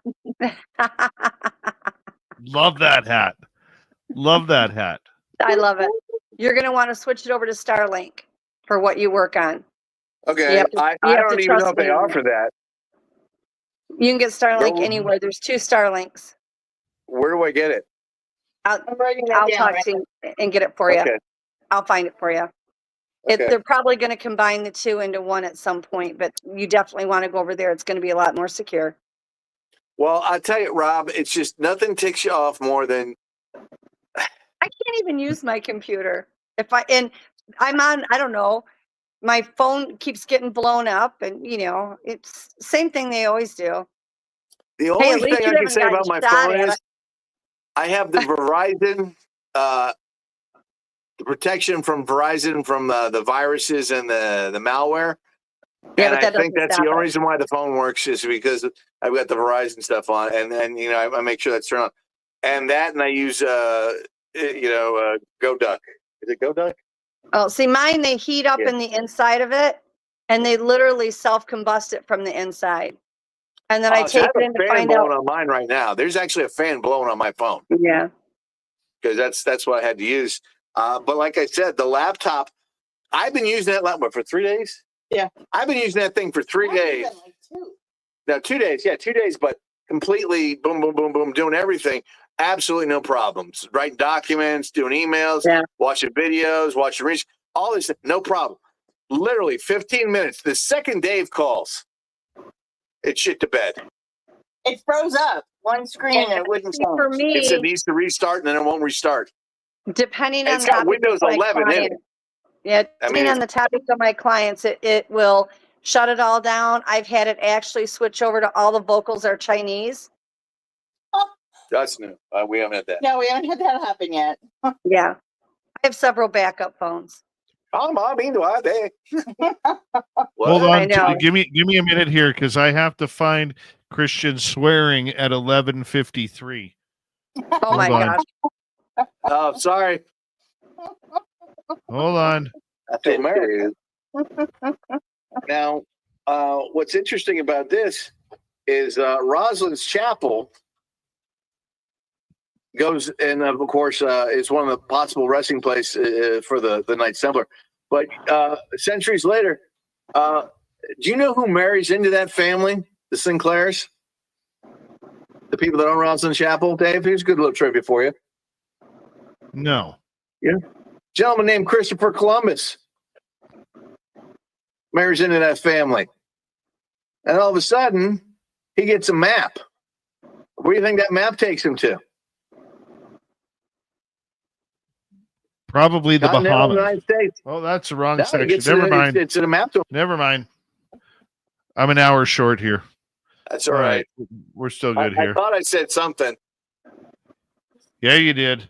When I do said you I ever thought- not? Hey, at least I didn't jump off the stage. Stop doing that. Flash your butt. Flash my butt.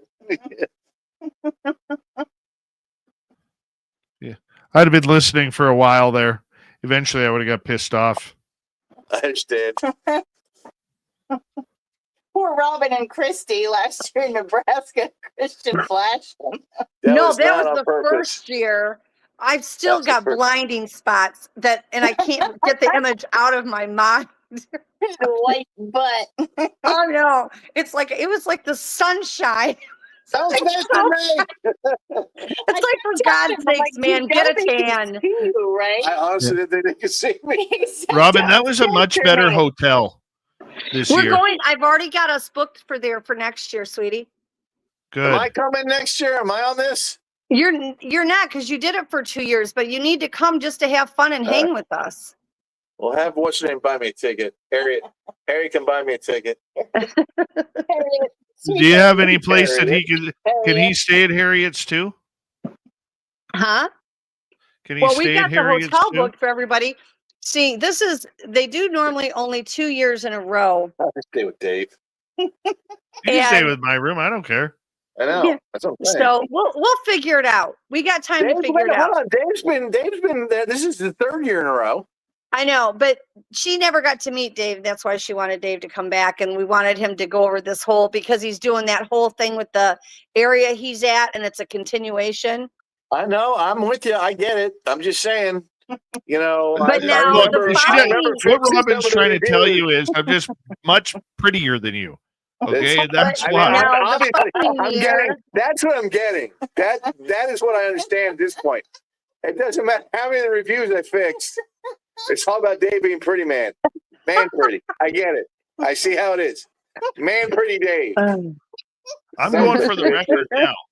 After 3 in a row, I'm going for the record. So, Robin, I'm going to have to outdo myself each year, so she has to keep having me back. Well, it's funny I'm because I gonna- said to I'm Harriet, going to start my own Bigfoot event with what's that one guy's name? Kevin? Who's the one guy that the nutcase? The one that was in the Bigfoot outfit when you were there? Oh, yeah. Oh, Kenny Collins. Kenny. Kenny. I'm going to call Kenny, you bastard. Kenny who got kicked out. Me and Kenny going to do it right across the street in that field where the. He has an event. Side of the gate. He has an event that he's doing the same day as ours, only in Colorado. Right outside the gate. You know what's funny is, like I said, are we still on YouTube or are we just? Yeah. We're still on YouTube. Yeah. Oh shit. I mean, You're causing trouble everywhere. No, I was about to say it's like it's funny because like I've maxed out on all the events I do. No one wants me this year. I'm like, okay. No, I'll you stay can home. come back possibly the following year Oh because you had yeah. the 1 year break. But no, but you should come out just to hang with us anyway. I think we got to figure out a way because there's Once always I a get my book cancellation. deal, you guys are history. Like, do you realize it's so funny because we have all these people that contact us and want to speak now, like because the conference has gotten so big. So There's it's only been one me. There's only one I sweet know. C. No one's I gonna be know. able to jump off that stage and and we land it thank like God me. every day for that. We I thank know. God every day. I don't blame you. Hold on for 2 seconds here. I'm I trying got to be the big man, Rob. I You gotta know it's find not. Christian I'm good. swearing. You know, I've always said seeing him in action. I've always said he's gifted like you. I've always said seeing him in action. I've always said he's gifted like you, but he just doesn't. You know, he knows it, but he hasn't done anything with it. Have him call me. We got 4 minutes to go before we have to say goodnight. Let's get to a question from Jay here. What do you think of this giant comet UFO 3I Atlas soon to arrive? So I have November 21st to December 5th, and that is from Avi Loeb from Harvard University. Now, I'm going to be honest and tell you guys, I don't know that much about it. I've only heard like little blips about it. But what I will say is this, That's gonna freak And me out. I say this all the time. When you have something like that that's coming in, there are other things that will follow it. I think it's a ship. This thing's changed trajectory. It's changed speed. It's changed trajectory. I think it's a ship. I would not be surprised when you have a professor from Harvard saying, "Hey, this is a spaceship." Absolutely. This is a guy. This is Harvard we're talking about. This is a gold standard. And this guy's saying, "No, this is probably a spaceship. Y'all should probably get your shit together." Excuse my language. There we go. Guy's saying, "No, this is probably a spaceship. Y'all should probably get your shit together. Thanks. Shit together." Excuse my language. Nice. Potty Hold on, just editing right now. AI did that. It wasn't me. You have to edit a lot. Y'all should probably get together. Excuse my language. Right now. There we go. We're good. We're good. Hey, Rob, can you see that? Here's the picture of us. Can you see that? Oops. No, I can't see it. Hold on. See it now? Oh, yeah, that's a good one. I like that one. Yeah, that's awesome. Didn't we take that outside the hotel? Chris took it? No, that's in my house. Is it? I don't remember taking that. Here's all my Doctor Who signed memorabilia from Tom Baker. The greatest Doctor Who of all time. It's the only one that matters. It's when you came and went to Papa's and Beer with us for Mexican Yeah, food. that was so much fun. It was. You got to do that again, guys. Do you know where we live, Rob? You got a room here. You don't have to, be a stranger. I know. I may take you up on it sometime. I was coming back from West Virginia. A friend of mine lives in West Virginia, and I wanted to go and visit before I moved. And I was going to stop on the way back, but I hate doing that to people last minute, and I wasn't sure what day was going to leave. We don't care if it's last minute, last second. Worst case scenario, you just do a tour with us, and we come back, and we have a couple cocktails, and I want to go see you guys before I move. You got nothing to worry about. You just got your own privacy. Yeah, no, I'll come visit you guys before I move. I'm hoping you said the Canadian can come stay with here indefinite amount of time. Well, I may actually be going to Georgia this fall. Okay, nice. Look, I'm not that far. You can stay here. Yeah, because I've been invited to go down there with some people to go into a Bigfoot and Dogman area. Where at? Well, don't tell me on air. Tell me off air. Yeah, off air. Hey, off air. Tell me with who, because I don't want you getting mixed up with certain personages that Rob and I are probably going to agree with. Yeah. You know who I'm talking about, Rob? Yeah. That sounds like his particular area. Yeah. Then I'll go to Montana. Oh, dear Lord. Actually, I get along really well with the ones in Montana. We were actually thinking about moving to Montana. Should go to Idaho. You're only an 8-hour drive then. We like Idaho. Idaho, we were looking into that. We were actually looking at buying property in Idaho. They've got some really nice Sasquatch in Idaho. Yep. Very much. Let me just quickly say goodnight here to our YouTube side.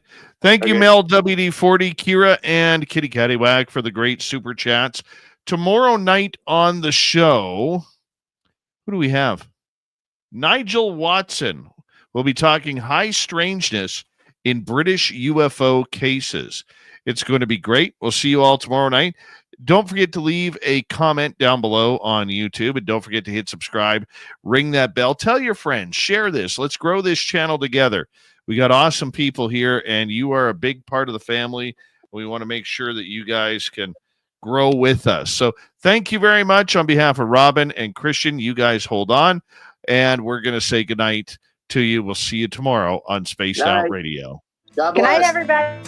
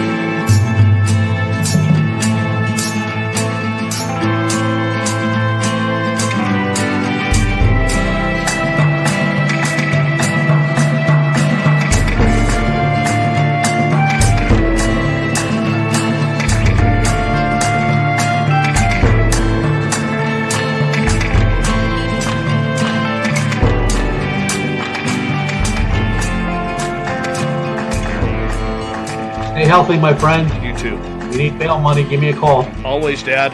Take care. You too.